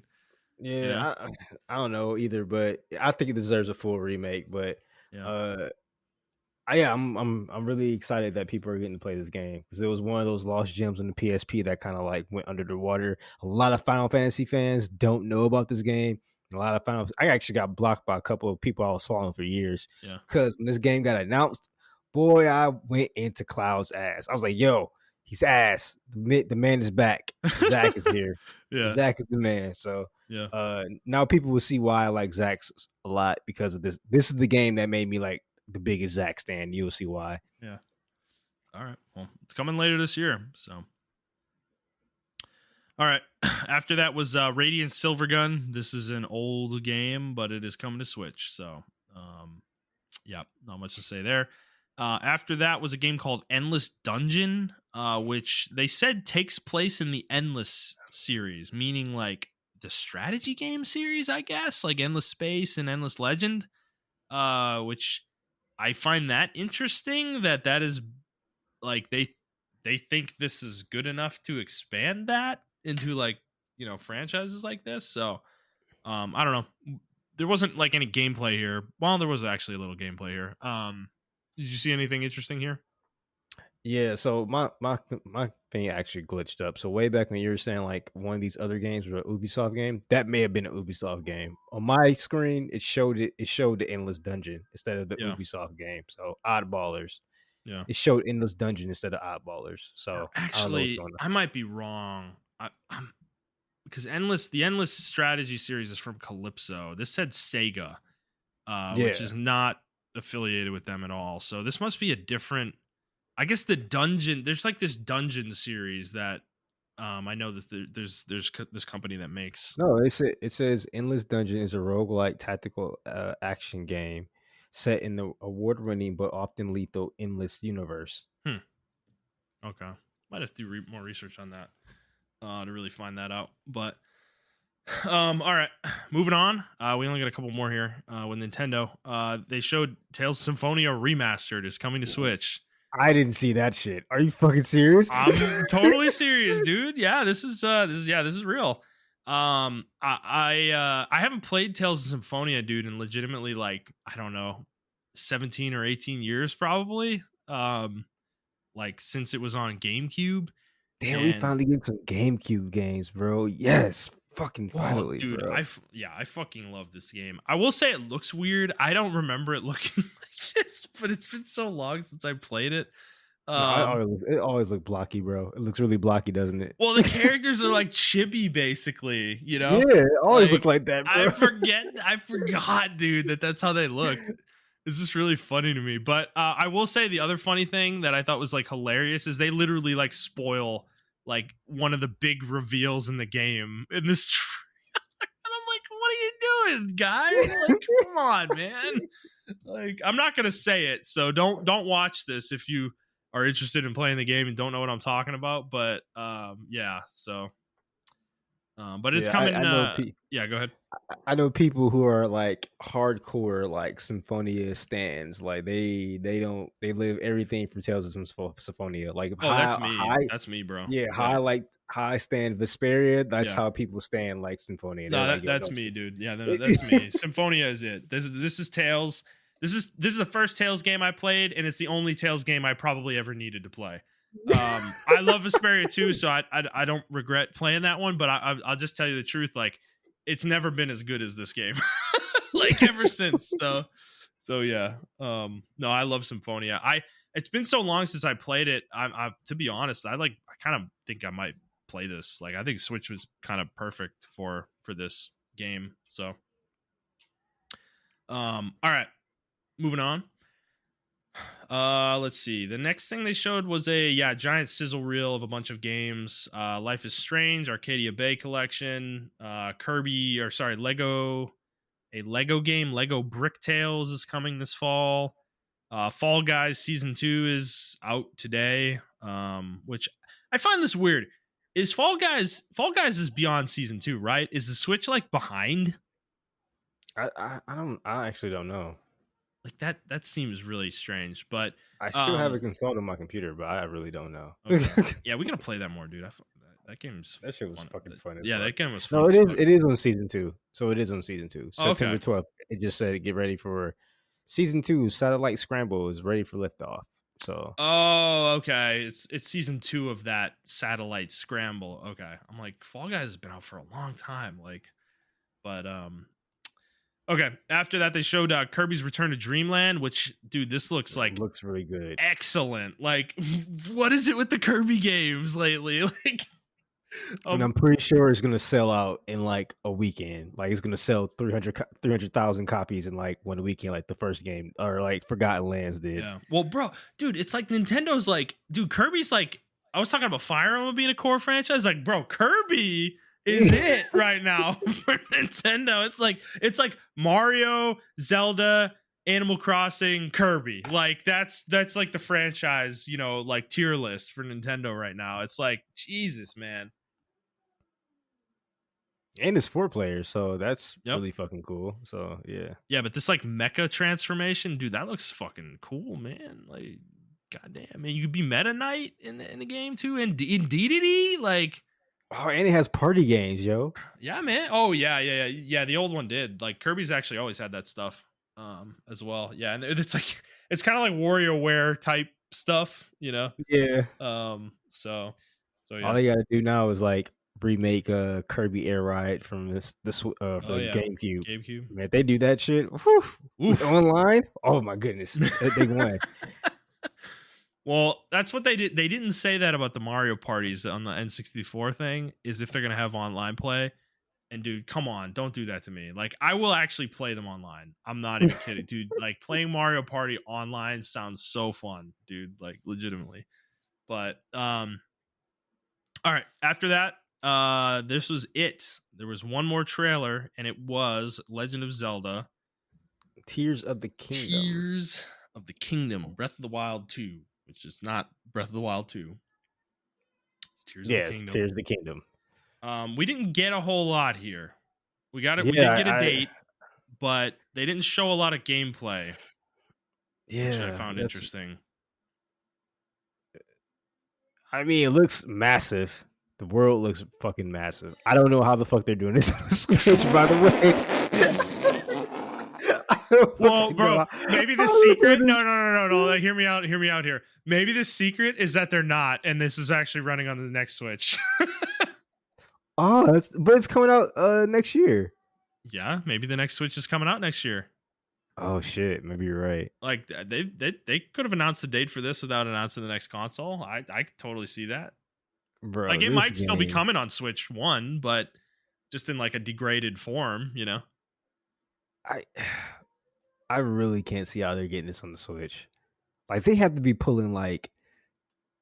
First of all, I will say this: like, whoever's the programmers and the coders on this game, if your fucking names on this fucking like credits, you getting a job anywhere you want, like legitimately, because what you're doing right now is a fucking technical masterpiece. I don't care how the game looks. I don't care how it plays. Even on Zelda 1, I was like, yo, this is crazy. But this looks more populated than Zelda 1 as far as foliage and everything, the draw distance. No, dude, the when he drops out of the sky, dude. Yeah, that's like, what I'm talking about, bro. All of the land underneath, dude, how far it goes into the distance is absolutely fucking insane. I'm like, that is, dude, if that's the world map, dude, this game is going to be like beyond massive. Like, I don't know. Yeah, because you're gonna have a Hyrule sized area, from like the first Breath of the Wild, and then you're gonna have all these islands in the air as well that you're gonna get to go to. I mean, I don't know, dude. I don't know. I'm not gonna say like I'm not super excited, right? Like I'm still wary because Breath of the Wild just didn't hit for me. They didn't show enough here to like kind of get me going either way though. Yeah.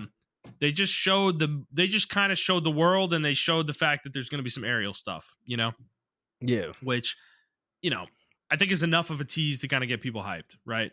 But I think the key thing for me, and I think this is true for you too, is the design of the game. Like, is it going to be the same thing from Breath of the Wild? Because if it is, then I don't know. I don't care how big the game is. It being big might be a detriment, Like, honestly, Yeah. if the game's still designed that same way.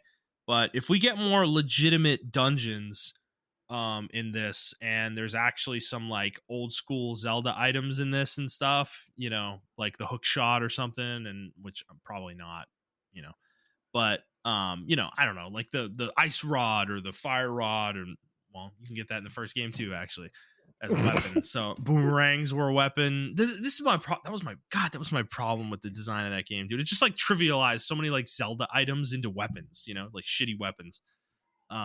So, but point being, if we can get more traditional Zelda with the giant open world, then I'm in, So Yeah. Yeah. I mean, I don't know. I was just looking at. I mean, I'm not really like super hyped for it. But just looking at it, it was, to me, it's just a technical marvel. Like the shit that they're doing is, even when I look at fucking Xenoblade Chronicles 3, I'm just like, dude, what the fuck? I know, man. Dude. No, the second area, like after you leave Colony 4 in Xenoblade 3, when you leave Colony 4 and you go south and you just look around and you're like, what the, and then they take you to what? Like, when you unlock one of the classes, he take you up to the highest point in one of the mountains, and you just look down, and you're like, "Bro, I can literally walk right to there." all of that. Yeah, it's fucking crazy. And I'm like, this is on the fucking Switch. Yep. Like, imagine what they could do on a PS5. Oh my god, that's the one thing that bums me out about Nintendo. It really does. Like what they could do on a PS5, man. Oof, boy, yeah, but. Monolith Soft is fucking great, and I see Monolith Soft. It makes sense that Monolith Soft helped them with Breath of the Wild, because I see it like, and even in that trailer, Tears of the Kingdom, you just see it. It's like, I don't know what the fuck they're doing, what engine they're using, what they're pushing. It's just, I have to watch like a Digital Foundry thing on it, because it's just amazing what they can do with it. In like the shortcuts they take. I know they're taking hella shortcuts and like tricking. They're doing a lot of tricking and everything like that. But yeah, man, that shit's just fucking crazy. So if they can get like a Switch 2 or whatever you want to call it, Switch Pro, Switch X, or whatever the fuck you want to call it, or not even a Switch at all. I don't even know what you can call another Switch. What would you call another Switch? Switch U? Pro, Switch. I just call it the Switch 2. I don't know. Nintendo always surprises with their names. They hate doing that though. They've never called a console 2. Yeah. So they're not going to call it the Switch 2. It'll be the Switch U or the Switch. I don't know. They may change the name altogether. Maybe call it something. That's a bad idea. That's a bad idea. You think that's a bad idea? Yeah. A bit of the Wii U situation? No, yeah. This is why you just call it the Switch 2, because the Wii U proved out that you don't do this. You don't do that. Like it didn't work. The Wii U is the most confusing branding they've ever made, and it that console completely tanked because of it. So, yeah, I don't know. So Zelda's coming on 5/12/2023. I do think that date will be hit, but yeah, I could see a delay as well. So really, well, yeah. I mean, dude, what you're seeing there, right? What we're talking about the technical marvel part of it. I think that's why the game is delayed. They're doing everything they can to make sure this game runs well and doesn't have to sacrifice anything, Yeah. And I think that takes a lot of work, that is not a small task. So yeah, I can't wait for like Digital Foundry to break open this game and tell me what they did. Because did they do that with Xenoblade? Yeah, they did. They got an episode for Xenoblade. I gotta finish watching it, but they tell you what they do for they make some really, really good educated guesses on like how they make what they make. Yeah. I suggest that you watch it. It's really good, actually. Okay. So yeah, I will for sure. Okay, well that was the Nintendo Direct. That was a really good Direct, I think. Overall, I had some new announcements. We had some games we knew about but got release dates for. There was a lot of gameplay in here. as well. It was not cinematic. Most of it was not cinematic stuff. I think Nintendo. It's just like Nintendo gets this, dude. Like Nintendo Directs are just they're it. You know, there some of them Yeah. there have been duds, but they're rare. You know, so yeah. All right, Montrell. We got to get through these next couple showcases quickly here. We've gone very long on this episode, so we're gonna go to State of Play next. This one is much shorter. It was only 20 minutes, and there was very few things shown, so this should be relatively quick. But let's start with Tekken 8. That was the first thing they showed. I'm gonna Yeah, leave this to you. Anything you want to say? I'm not really a big Tekken person. I've always wanted to get into the series, but I'm not a big Tekken person. So it looks really cool. I'm glad that it was just straight gameplay. Yep. So I'm interested in seeing what's going to be different from Tekken 7 to Tekken 8. Mm-hmm. All right. Next thing they showed was for PSVR 2. Star Wars Tales from the Galaxy's Edge. And I had not heard of this game before this, and I was like, this actually looks like kind of good. This was kind of bizarre to me, but yeah, I thought it looked interesting for sure. Looked like a really I don't remember this one. This one I must have missed. yeah, you must have skipped it because they preempted it by saying, yeah, here a couple games from PSVR 2 to show, you know. So Yeah, I probably skipped it. yeah, that's all right. All right, next game was Yakuza Like a Dragon Ishin, announced for PS4 and PS5.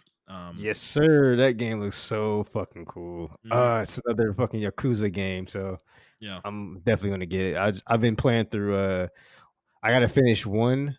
I gotta finish 0, and then I'm about to get 2 and 3, 4, 5, 6. They had all of them, so I bought all of them. So I can't wait to play through all of them. Well, this this takes place in like the 1800s too. This is like a samurai story with a samurai that uses a gun. Yeah, but the character looks the exact same as the main character from the. Oh, really? Ah, that's funny. Yeah. That's funny, dude. Oh, that's so it's like his ancestor or something like that. Yeah, so, yeah. I think this is like taking place right when the Empire of Japan is like, they're moving over to like the Western style of ruling, like the emperor and everything like that. So that's why you got the guns and everything like that, because it's like when Japan was like first getting colonized or attempted to being colonized rather. So yeah, it's gonna be interesting to see that, because we also have another game that you're gonna probably mention later on that's in that same era as well. So yes. Yes. But yeah, keep going. So yeah, next thing was they showed, okay, dude, so they got me with this one. Because I recognize this as Harry Potter immediately, right? Mm-hmm. But I was like, as they were going through the trailer, I was like, what the fuck, dude, is somebody making another Harry Potter game that isn't Legacy or something? And like they got me, because this is a Harry Potter, Hogwarts Legacy like quest exclusive DLC for PlayStation. And I was like, dude, this looks crazy. I'm like, dude, this game, every time they show this game, I'm just like blown away. I'm like what is this? Like, how can this possibly look this good? I don't understand. I don't know. Like, dude, what team is making this? Avalanche. Is it Avalanche? Yeah. Damn, man. Like, they really get this game. Yeah, I know. And yeah, no, I cannot wait. I cannot wait for this game. Like, it is insane, like how anticipated it is for me at this point, which it's coming out early February. Dude, oh my god, Macho, we're so fucked, dude. I said this last year, but I think it's gonna be doubly true next year. Like, from the moment we hit November through like April, I think, dude, like it's just gonna be game after game after game after game after game after game after game. Like, so I'm actually so glad this game got delayed. Me too. Oh my god, I know. If this was coming out, glad. If this was coming out in like November, good luck. You remember their initial forecast was to release this for the PS4. Yep. I'm so glad they stopped that. Yep, same. Oh my god, absolutely. Yep, that game's gonna be much better for it, for sure. Yep. All right, next thing they showed was some weird game called Pacific Drive or something. Yeah, I don't. Yeah, it looked really cool actually, but yeah, I'm probably gonna get it. It looks like it's gonna be like an indie game, probably like $30. Yes. It looks really cool to me, so I'm probably gonna buy it. It looks really different. Yeah. And probably just fun to play. Yeah. Next thing wasn't a game. They were talking about the new system they're going to be launching, the PlayStation Stars digital collectibles, which is going to be a Yeah. reward system for PlayStation fans. Not NFTs. Just going to be Thank God. digital collectibles. Any interest in this for you though? No, I just want to wait. I mean, you got to read the whole blog to get the whole full gist of it, and I'm just Yeah. like, hey, if I play some games and I get some shit, cool. Like, Yeah, right. Agree. That's yeah, it's fine. I'm not like excited for it. It's like, but it's cool though. I think that's a good idea. So, but okay. Moving on. The next game they showed was, I believe this was a Square game. Or no, this was No, this is Bandai. yeah. Bandai. I want to say the Project Eve. No. Sorry. Let me get the name of it. I forget what it was. This is the mech one. Sin Duality in 2023. Oh yeah. That one on my list they skipped that one. It doesn't have that one. Yeah, it's not on the list. I'm going through the video right now, but yeah, Okay. this is the one where you're controlling a mech and there was that like girl flying in the air or whatever.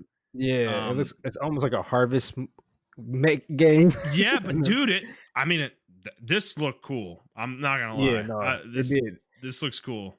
Yeah, I'm gonna get that game, bro. It looks really fucking cool. Yeah, this one definitely looked very, very interesting. So, next up, they showed is Project Eve is now known as Stellar Blade. Bro, this game. That's the one with that Chinese company, right? No, Korean, I think. Korean? Okay. Or no. Yeah, I think it's Korean. Yeah.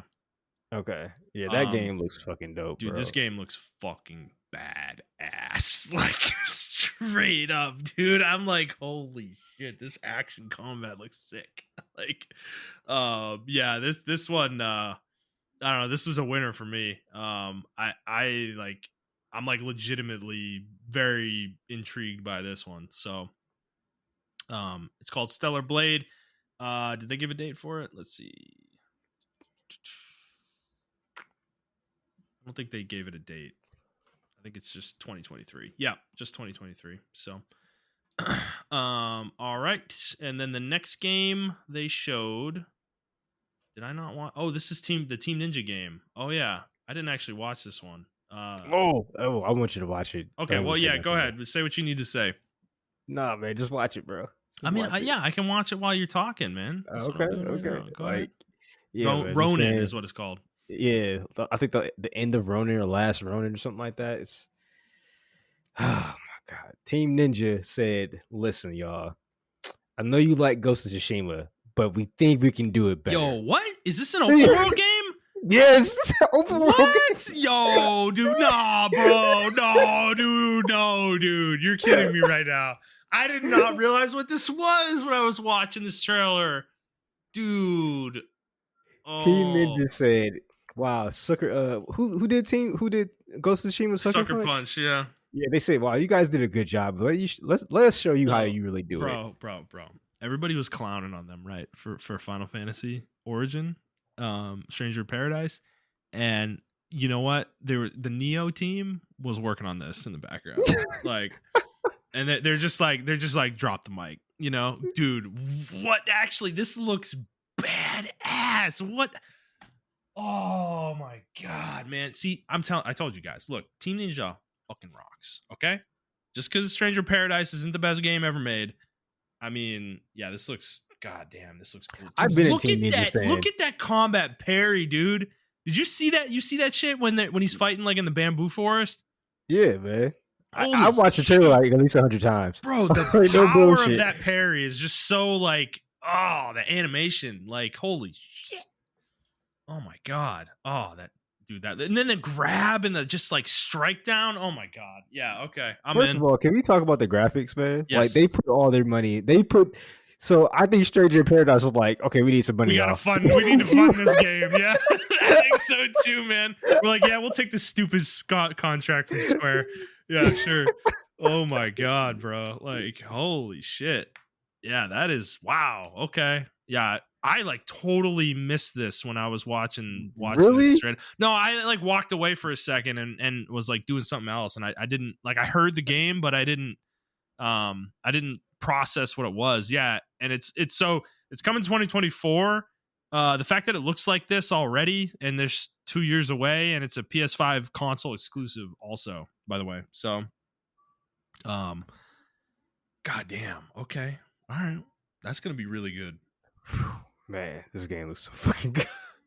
Jesus, man, we got some great action games on the way, dude. Like, this is crazy.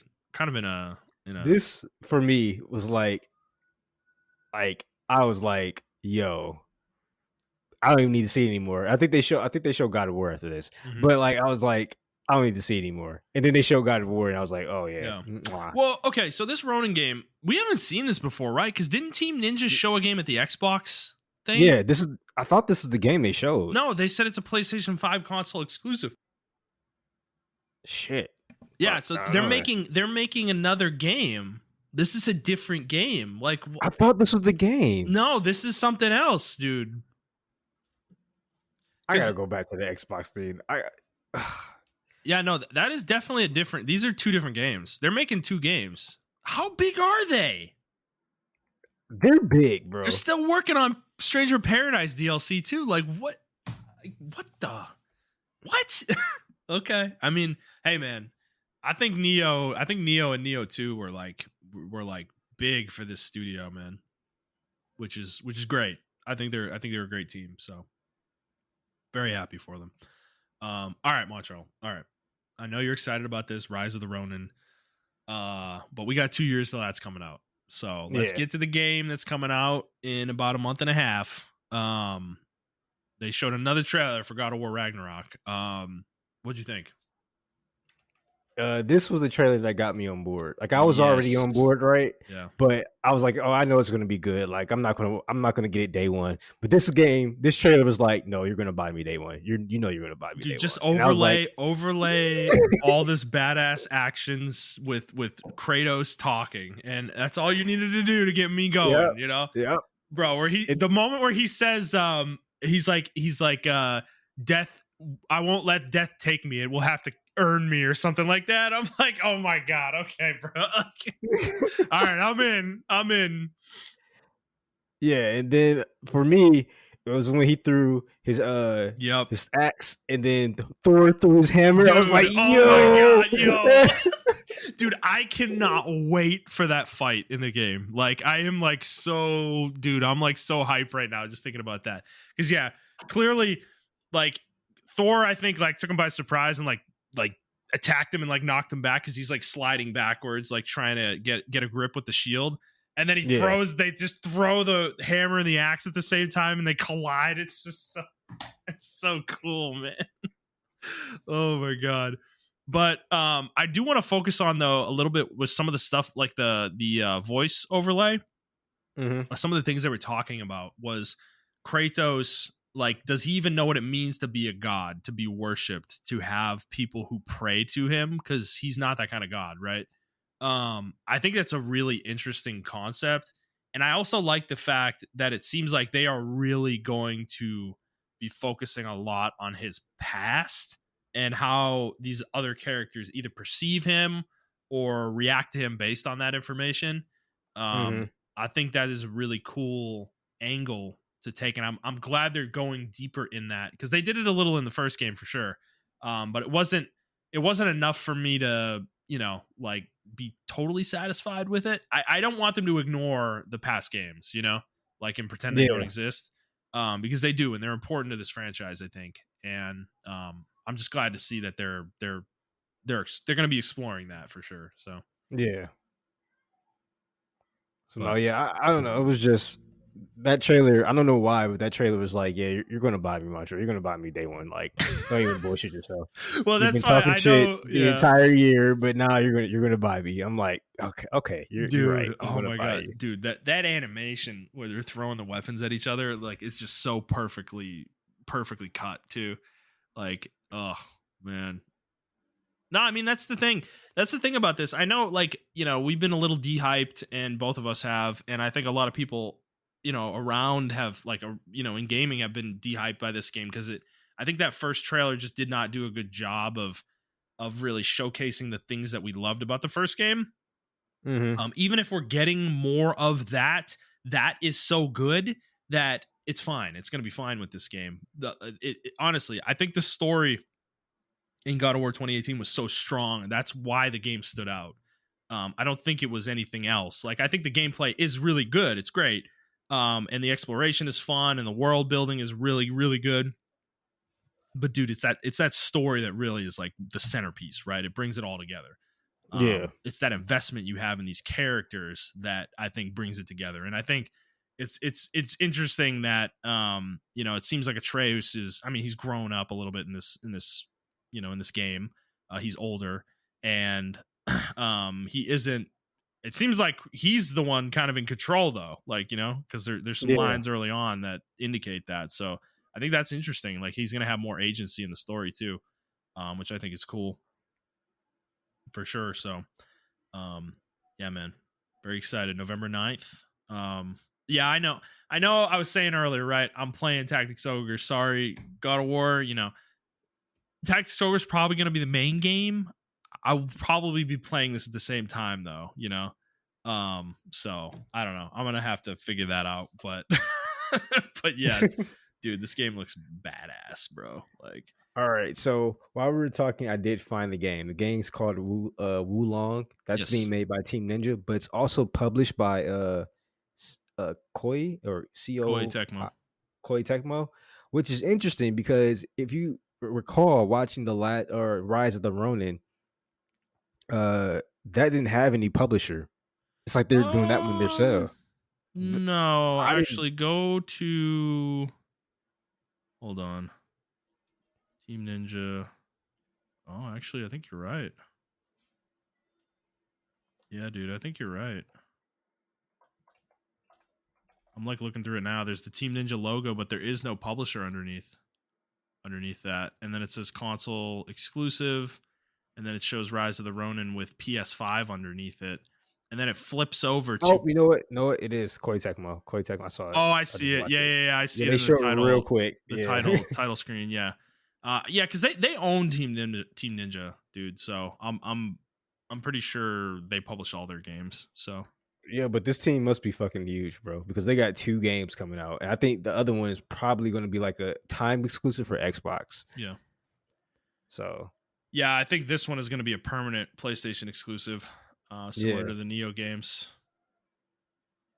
Man, I'm happy about. I'm happy the Samurai John. Remember, I was bitching about that like a year or 2 ago that there were like no Samurai games ever. And like now that's like we're getting a shitload of them, dude. Yeah, I know, right? We're getting a Yakuza fucking Samurai game. Well, like the start of it, in my opinion, was like, I mean, I'm pretty sure these games have been in development for years before Ghost of Tsushima was like announced or released, but yeah, man, when Ghost of Tsushima came out, I was like, I need more of it, bro. I need more of it. This trailer, dude, these animations are nasty. Like, God, I can't get over that. Like, holy shit, dude. Like, man, no, this is what I'm trying. This is why I get so annoyed about everybody with Neo. Like, I don't understand why, like, no one gets it. Like, dude, like, those games are fucking incredible. Like, I can't even explain to you like how like just so fucking good they are, You don't have to explain. I've been a Team Ninja stan because I was playing Ninja Gaiden, bro. I played the older Ninja Gaiden games, and I'm like, bro, these animations are crazy. No, I know you know, right? Like, I know you know. Like, yeah, no, Ninja, fuck, dude, Ninja Gaiden. Yeah, you want to talk about animations, bro? Yeah, Ninja Gaiden is insane. Like, Jesus, the ferocity and speed of them and just the fluidity of them is like, it always blew me away. I never actually played any of those, but I've watched them before, and it's like, dude, wow, okay. And these are like 2008 games and shit like that. Oh yeah. That was a time period where everything was sluggish, right? Like, yep. But yeah, no, it's not you that I'm like harping on. It's like everybody. It's like everybody else. Like, I just hear so much every time I hear a podcaster talking about Neo. They're always like, man, you didn't like it that much. Like, oh, I had all this item management, bro. It's like, shut the fuck up, dude. Like, this game, the game, like, get over it. It's like you are robbing yourself of an incredible experience because of item inventory management. Like, Just delete the items. Literally, just say put on best item and delete them all. Like, you don't need to even care. Yes, you Like, don't have to care until like end game, like God, super end game, man. for real. You literally don't. If you are good at the action combat, you don't need to care about your equipment for most of the game. So that's why it frustrates me so much to like no end that those games are not bigger than they are, because it's like, dude, they're incredible to me. So I don't know. This game looks like right up there, like right in that same spot, maybe even better. Um, honestly, dude, that parry grab kill strike is I just like, I keep watching it. I keep rewinding this right now.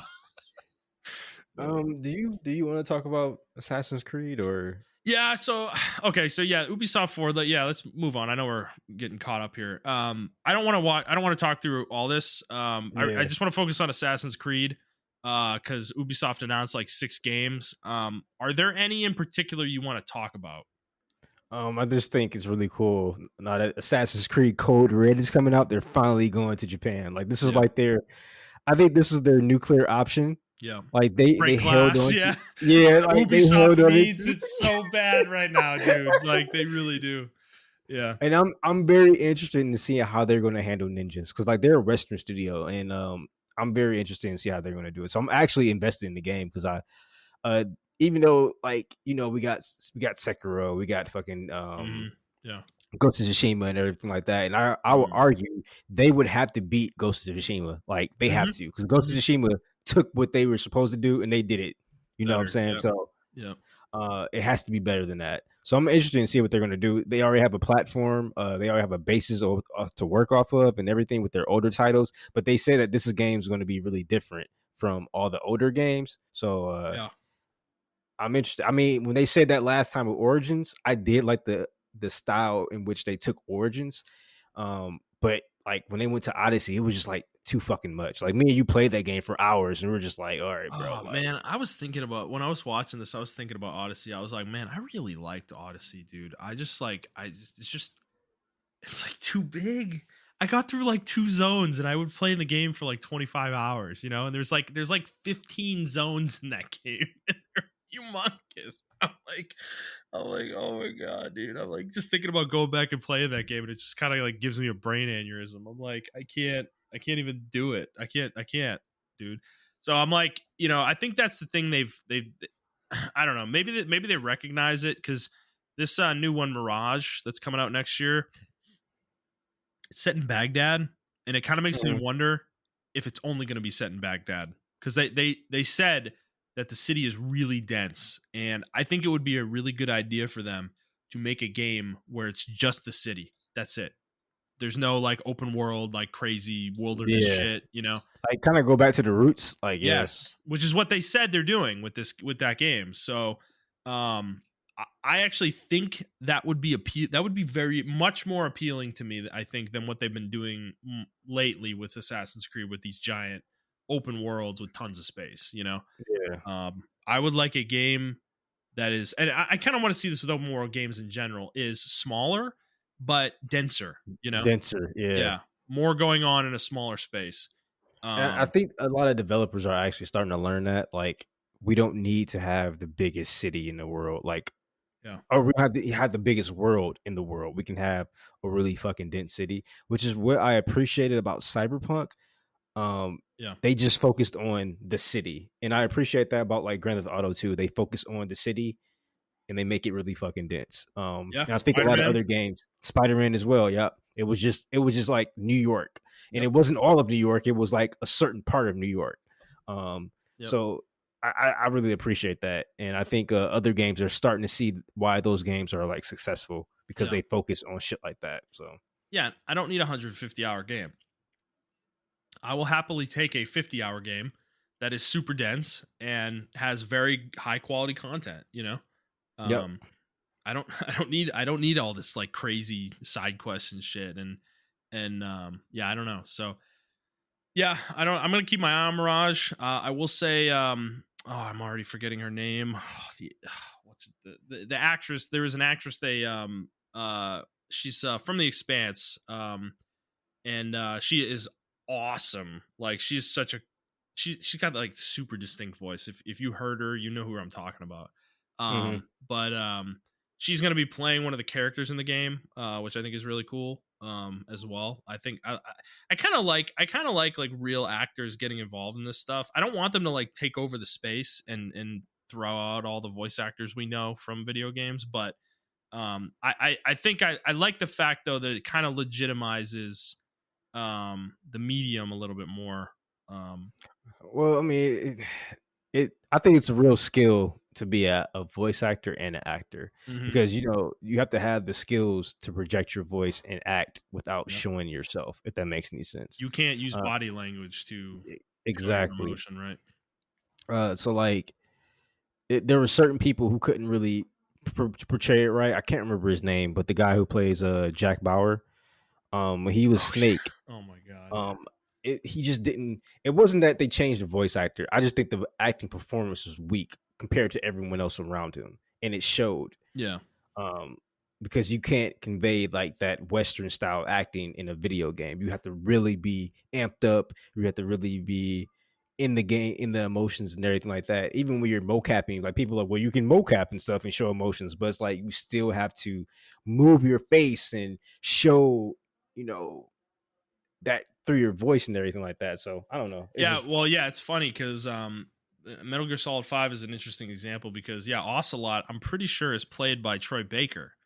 yeah. Who's one of the most well-known voice actors in video games, and his performance, I like him a lot in that game compared to Snake. So, at least of what I've played of it, Mhm. So yeah, I think there is a skill to it. Clearly, I don't think every actor could do this, for sure.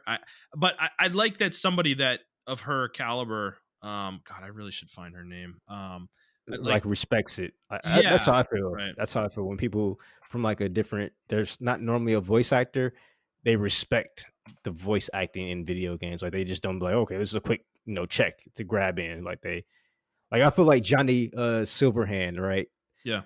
One can argue like that's just fucking Keanu Reeves' voice, right? But I don't feel like he's not like he doesn't put Mhm, enough effort into the role, in my opinion. mhm. But I don't know.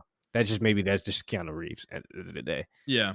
The actress's name is Shore Agdashlu. She plays Christian Avasarala in the Expanse show. Okay. She's fucking phenomenal in that. Like she embodies that character like so perfectly.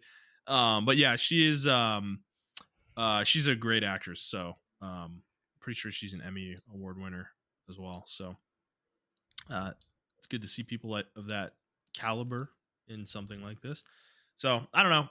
I think Mirage looks interesting. I'm sure the Japan one, Red codename Red or whatever, will probably be. I'm sure people will be very happy about that one. And that one's probably going to sell very well. But I do want to call out the Jade, which is the mobile game that they showed. And man, I'm I don't know why they're making a mobile game because like what are they gonna do? Is it like Genshin Impact? Like you can gotcha roll for all the famous assassins in Assassin's Creed history. Probably, man. Yeah, That's what I'm thinking they're gonna do. yeah. That makes sense. They got the characters for it, They and they they have probably got enough. They probably have enough at this point to do it. yeah. So Right. yeah.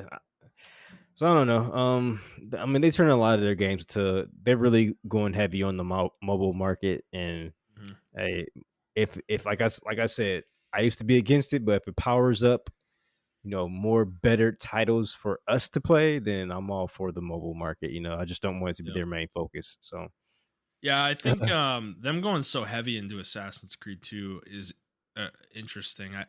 I think it's indicative that Ubisoft is struggling right now, and they recognize that because I yeah. would call Assassin's Creed truly like probably their only success. That's like a No, big they got success. they had Splinter Cell No, no, for a no. I'm while. talking recently.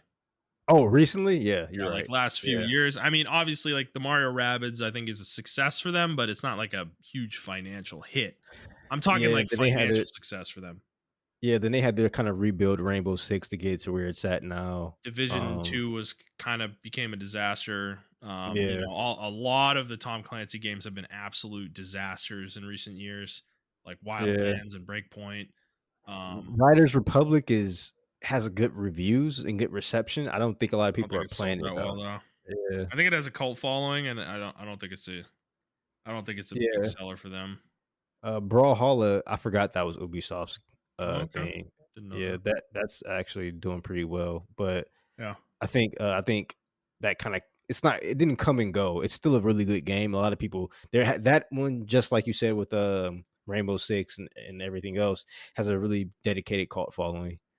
Yeah, and then I guess like Just Dance, that's like a franchise we don't even think about, but I mean Yeah, they've I'm been pretty sure making that that. sells. Yeah, Yeah, I'm pretty sure that sells a lot. So yeah, yeah, I mean they're not totally dead in the water, but in terms of their like critical AAA stuff, the stuff that they're kind of prestige games, I don't think they've had a lot of success yeah. lately. So I think their investment in Assassin's Creed is not surprising.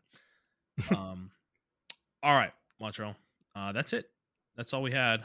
A bunch of showcases. I mean, how'd you feel about them? Which one did you like the best? Was it Nintendo? Probably Man, I don't know because I forgot about that. that I forgot Ronin, about the Ronin Ronin. game. Yeah, Yeah, that Ronin kind of like blew a lot of shit out of the water, and like you would think it would be God of War, but that Ronin shit. When I watched that trailer at least like legitimately like 20 times though, bro. because I was just Yeah, like, yo, that shit looks I'm so watching it fucking good. again.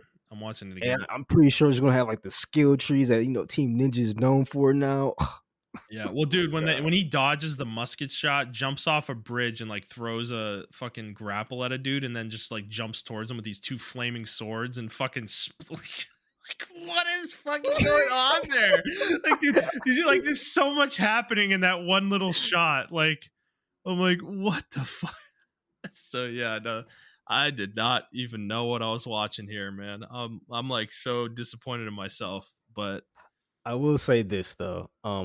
I think it was I think both of them won. Like both of them had a better showcase. I can't really pick one over the other. The mhm, density of Nintendo's along with the quality, and then obviously like with the short, mhm, quality of the state of play. This was actually, in my opinion, like the second good one yeah, they released, and I think they should learn from these state of plays. The last two state of plays they shown have been really good, yeah, and I'm glad they're kind of like it looks like they're learning their lesson. Because yeah, man, this was a really good state of play. It yeah. didn't waste my time. It showed me some good stuff in between, some other stuff that I wasn't interested in, but other people may be interested in. So Mhm. I don't know. I will say all this, the biggest losers out of all this is Xbox because I don't know what the fuck y'all got coming on, bro. Like, Starfield, yeah, I guess. yikes, bro. That game I looked like tweeted shit, that. dude. No, bro. I tweeted that. And people were like questioning somebody said I was tweeting for clout. They were questioning my gaming credentials, bro. I was like, yo, No, dude. Like I think about Starfield, right? I like think okay, like remember that Starfield trailer from June, right? yeah, Put that next to God of War, this Ronin game, Rise of the Ronin, or well, Stellar Blade's not an exclusive, but I guess put that back. Put my that next to point Harvest is, Stellar, bro. Put or that next to Harvest Stellar. Put it next to the yeah, Fire Emblem, bro. yeah, yeah, dude. It's just like the game. I don't get it. Okay, like because when I see the quality here, right, with these games and like Stellar Blade, Bayonetta, Rise of the Ronin, God of War Ragnarok, the just like quality that is happening on screen that of what they're showing us, like the animations and the movement and the sound and everything, and then you compare that to what they showed of Starfield, and I'm like, this is like a different class of quality compared to Starfield. Looks like crap, dude. Like it looks like it runs like shit. One person in particular, I don't remember his name, he doesn't follow me, I don't follow him, but he was like arguing like Starfield is going to be that shit, and Mm.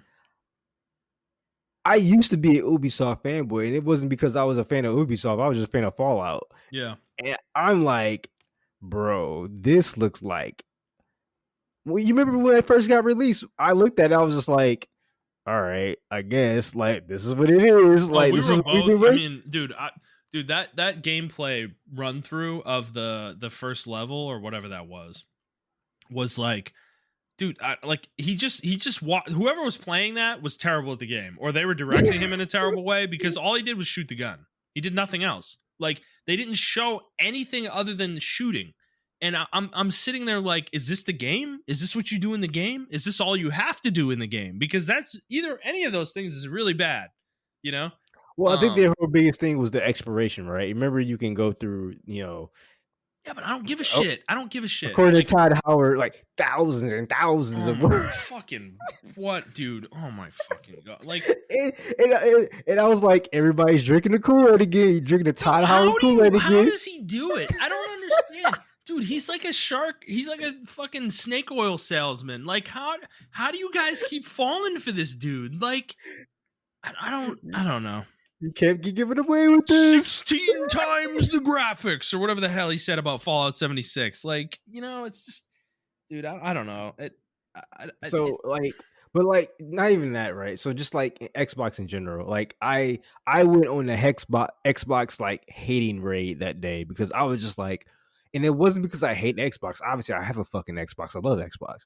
It's just, dude, what are y'all coming out with? And you can point to like all the indie games, and some of those indie games look good, but they have heavy hitter studios, Obsidian, working on a card like adventure, like medieval looking, and they didn't even know about it, bro. And they just greenlight shit. Storybook adventure game, yeah. And it's like, what are y'all doing over? Y'all just like live service Honey I Shrunk the Kids game, which I mean looks fun, but yeah, I mean, I'm not gonna hate on that.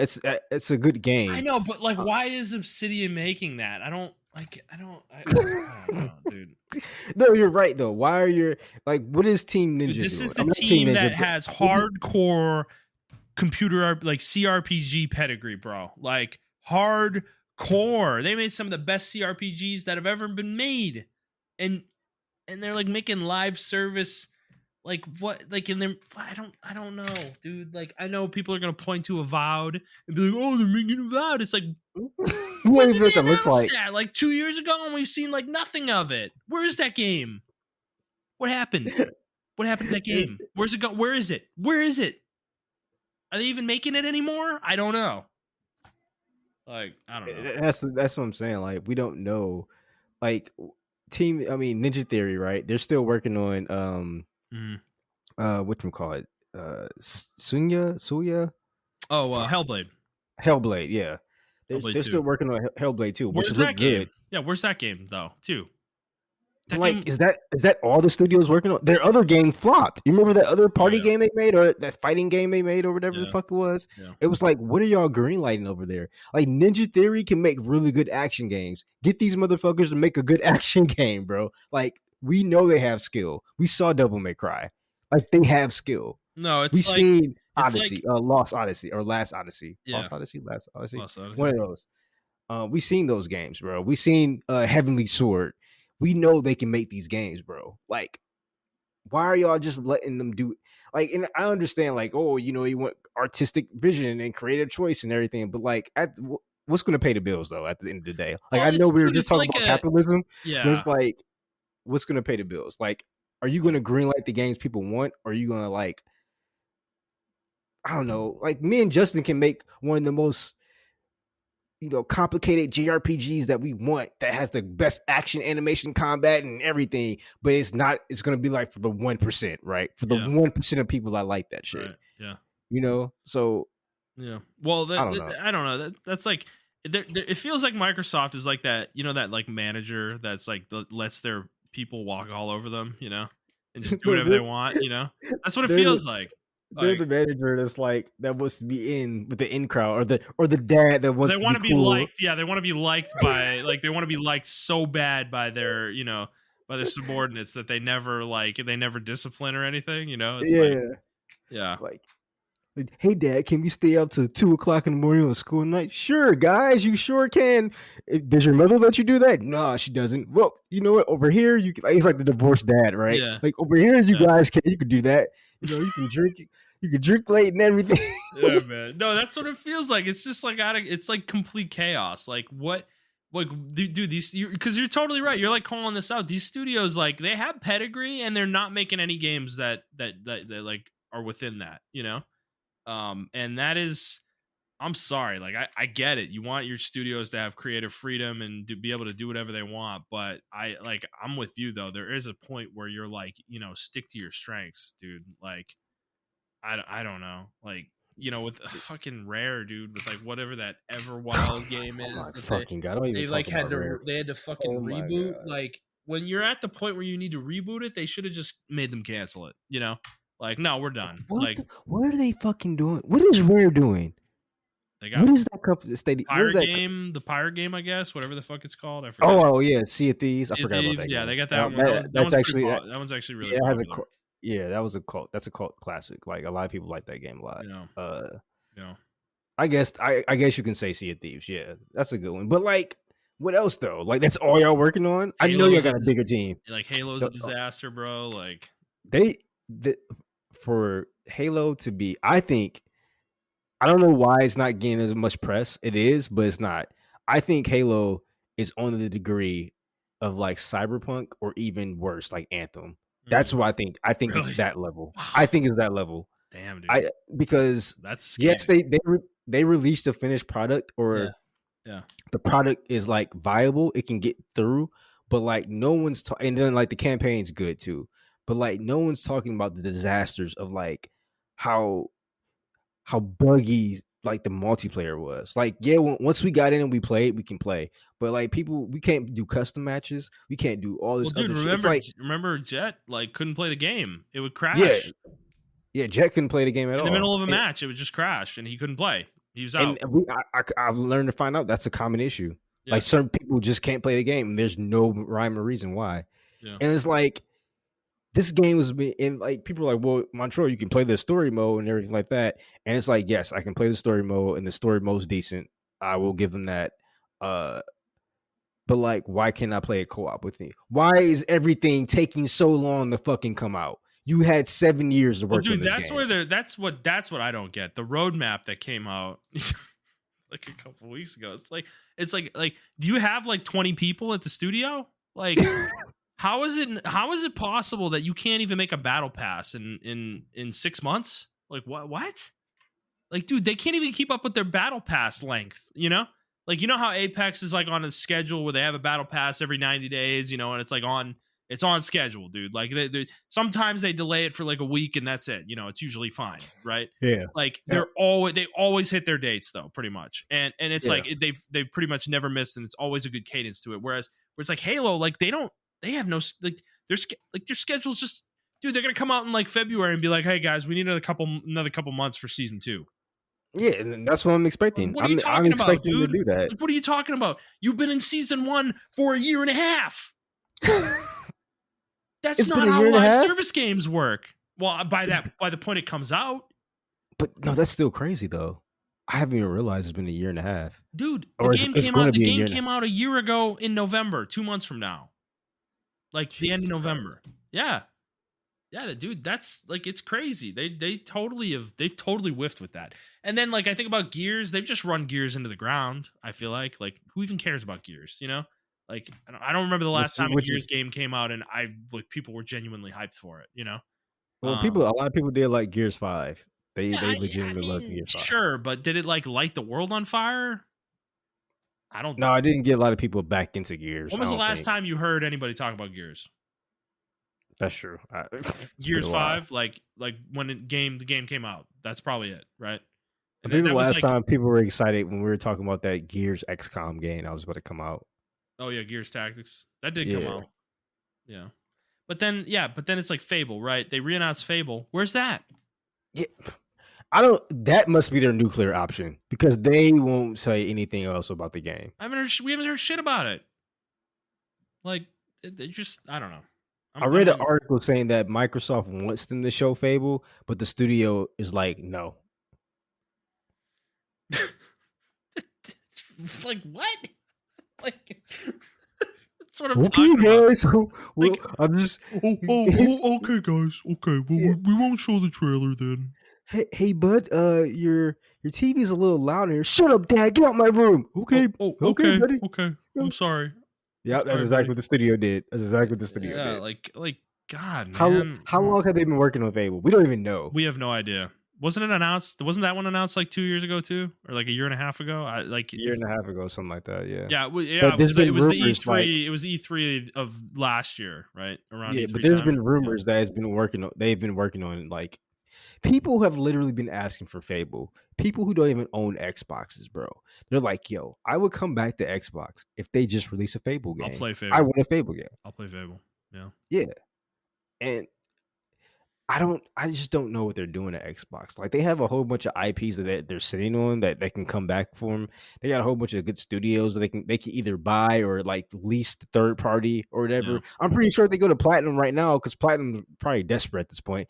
They can probably reamp Scalebound. You Yeah. know, like Probably. Yeah. so.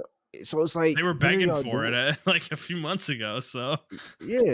yeah. So it's like, what are y'all doing over there? And I understand, like, even if they do get platinum right now, it's not going to be another like 3 or 4 years before you get a game. But like, at least you're doing something. At this point, what's the point? If I was looking to get another console, I would not buy an Xbox Series X. Well, dude, I'm gonna be honest with you, right? I bought a Series X a year and a half ago, and I'm gonna be frank with you. I don't think I played a game on it in over a year. Yeah, the last game I played, I was playing, but it was an older game. I was playing Sekiro. Yeah. That's it Yeah, it though. was, dude, for me it was I think I was playing Morrowind, and that was over a year ago for sure. So I'm like man, dude. Well, I'm thinking about playing Tunic on it with Game Pass. But after that, like, am I gonna play anything else? But you I just don't. can't rely on Game Pass. Like they can't rely on Game Pass, bro. That's what it seems Like like they're doing right now. it's a good service. It's very cost friendly for especially for people who can't really afford like a Series X. They got the Series Mhm, S, mhm, and their kids want to play video games and everything like that. And I appreciate it for that. That a lot more lower income people can, like I consider myself lower income, but mhm. a lot of lower income people can like play the games and afford it for their kids and stuff like that. And it's very affordable. Yeah. Um, but as far as like gamer shit, like what are they doing? Like what are they doing? Well, yeah, I think the Game Pass thing is interesting too, because I think they pretty much have overtly admitted that it is not making them enough money because they're not gonna make Activision stuff exclusive, right?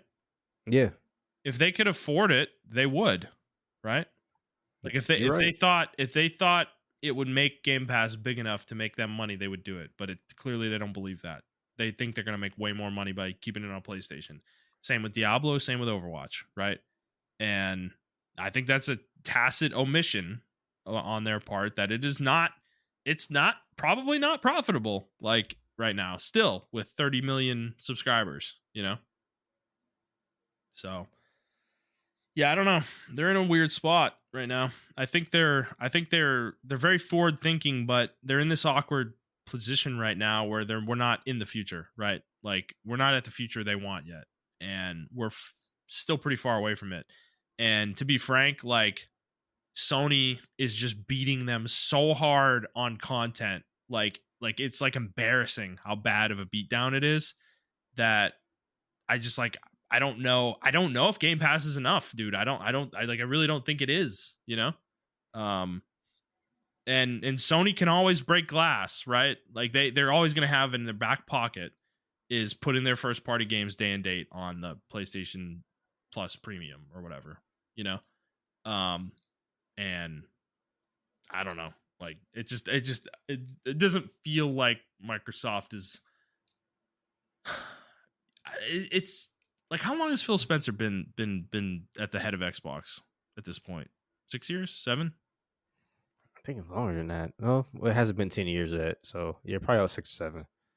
Yeah, and like what has he accomplished besides Game Pass, right? Like what are the major accomplishments of his? You know, in terms of Well, I mean, game he releases. acquired all those studios, and I think on the developer side, people will say like, he's giving us the freedom to do what we want and make our dream projects and stuff like that, and all that stuff like that. But Yeah, but yeah, that's not making money though.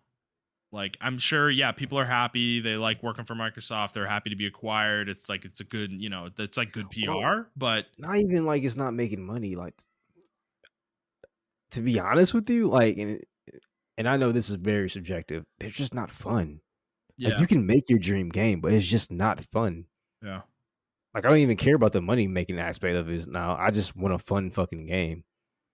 Right. Like that storybook game, that shit doesn't look fun to me, bro. Like, I'm sorry, and I'm pretty sure a lot of people, even if it was on PlayStation, they'd be the same shit. Like, this doesn't. This is what you're announcing as your exclusive, like to compete. Like the Mhm. Harvest games, fucking Nintendo were third party games, and they look fun as fuck. I want to play all of them, like almost all of them. Yeah, It's like, fucking Bayonetta, dude. Like, I mean, that's Platinum, one of their like one of Microsoft's former partners, and like Nintendo made it work.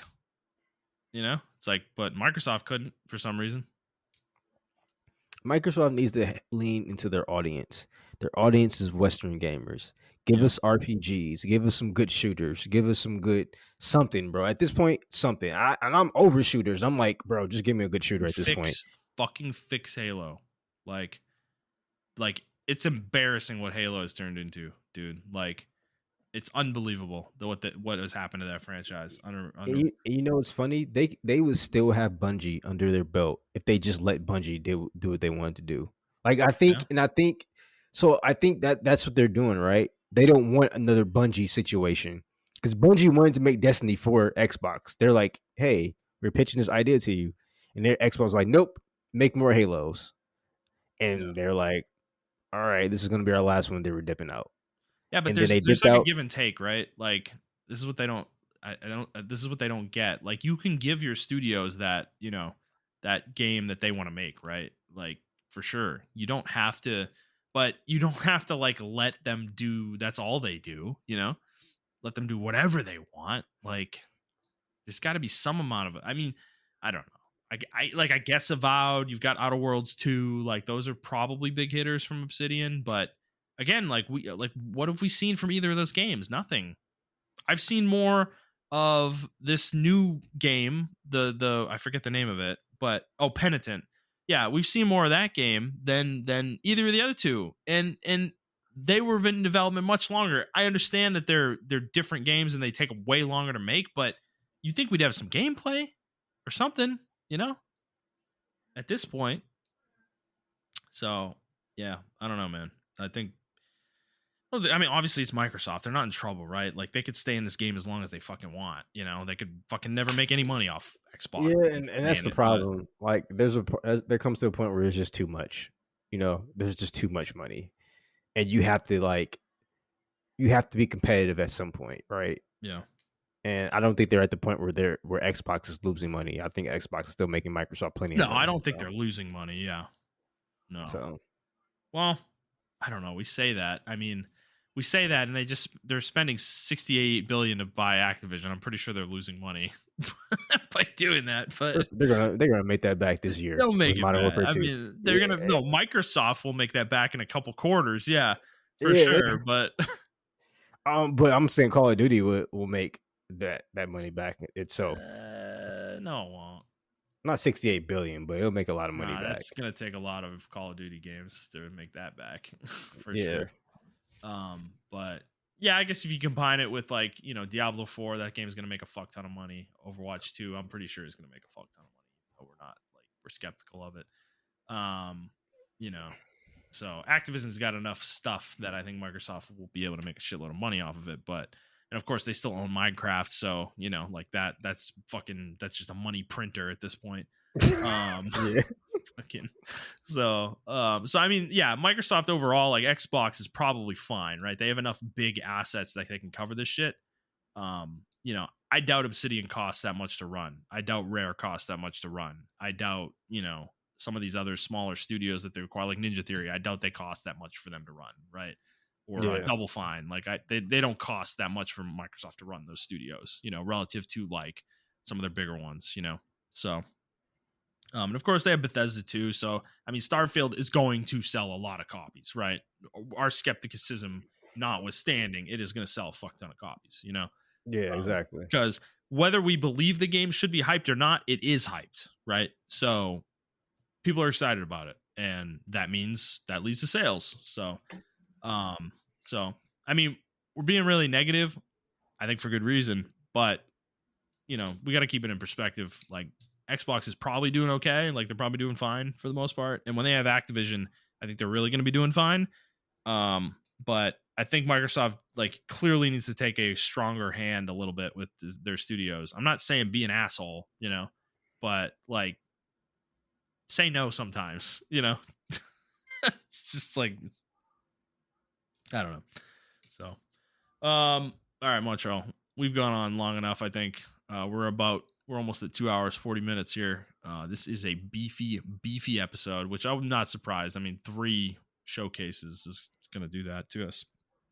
So, before we go, anything else you want to discuss? Nope, that's it. Alrighty. Well, everybody, if you like this episode, please like the show, review the show, and subscribe to the show on whatever feed you are listening to it on. And please share with your friends. If you'd like to interact with us on Twitter, you can do so at iTrap for the Hokage for Montrell. That is the number 4, not the word. I am at ThunderNut01, and the show is at The Player's Take. If you'd like to send us a question, you can do so on Twitter, or you can send us an email to theplayerstake01@gmail.com. And like I said at the beginning of the episode, Montrell will not be on the show next week, so it'll be just me solo. So we'll definitely we gave you a beefy one, probably in anticipation of that, because that will more than likely be a shorter episode. So Montrell will be back in 2 weeks. Montrell, enjoy your trip. I hope you get a lot of relaxation time in, and enjoy your time with family. And thank you everybody for listening, and we will see you next week. Bye.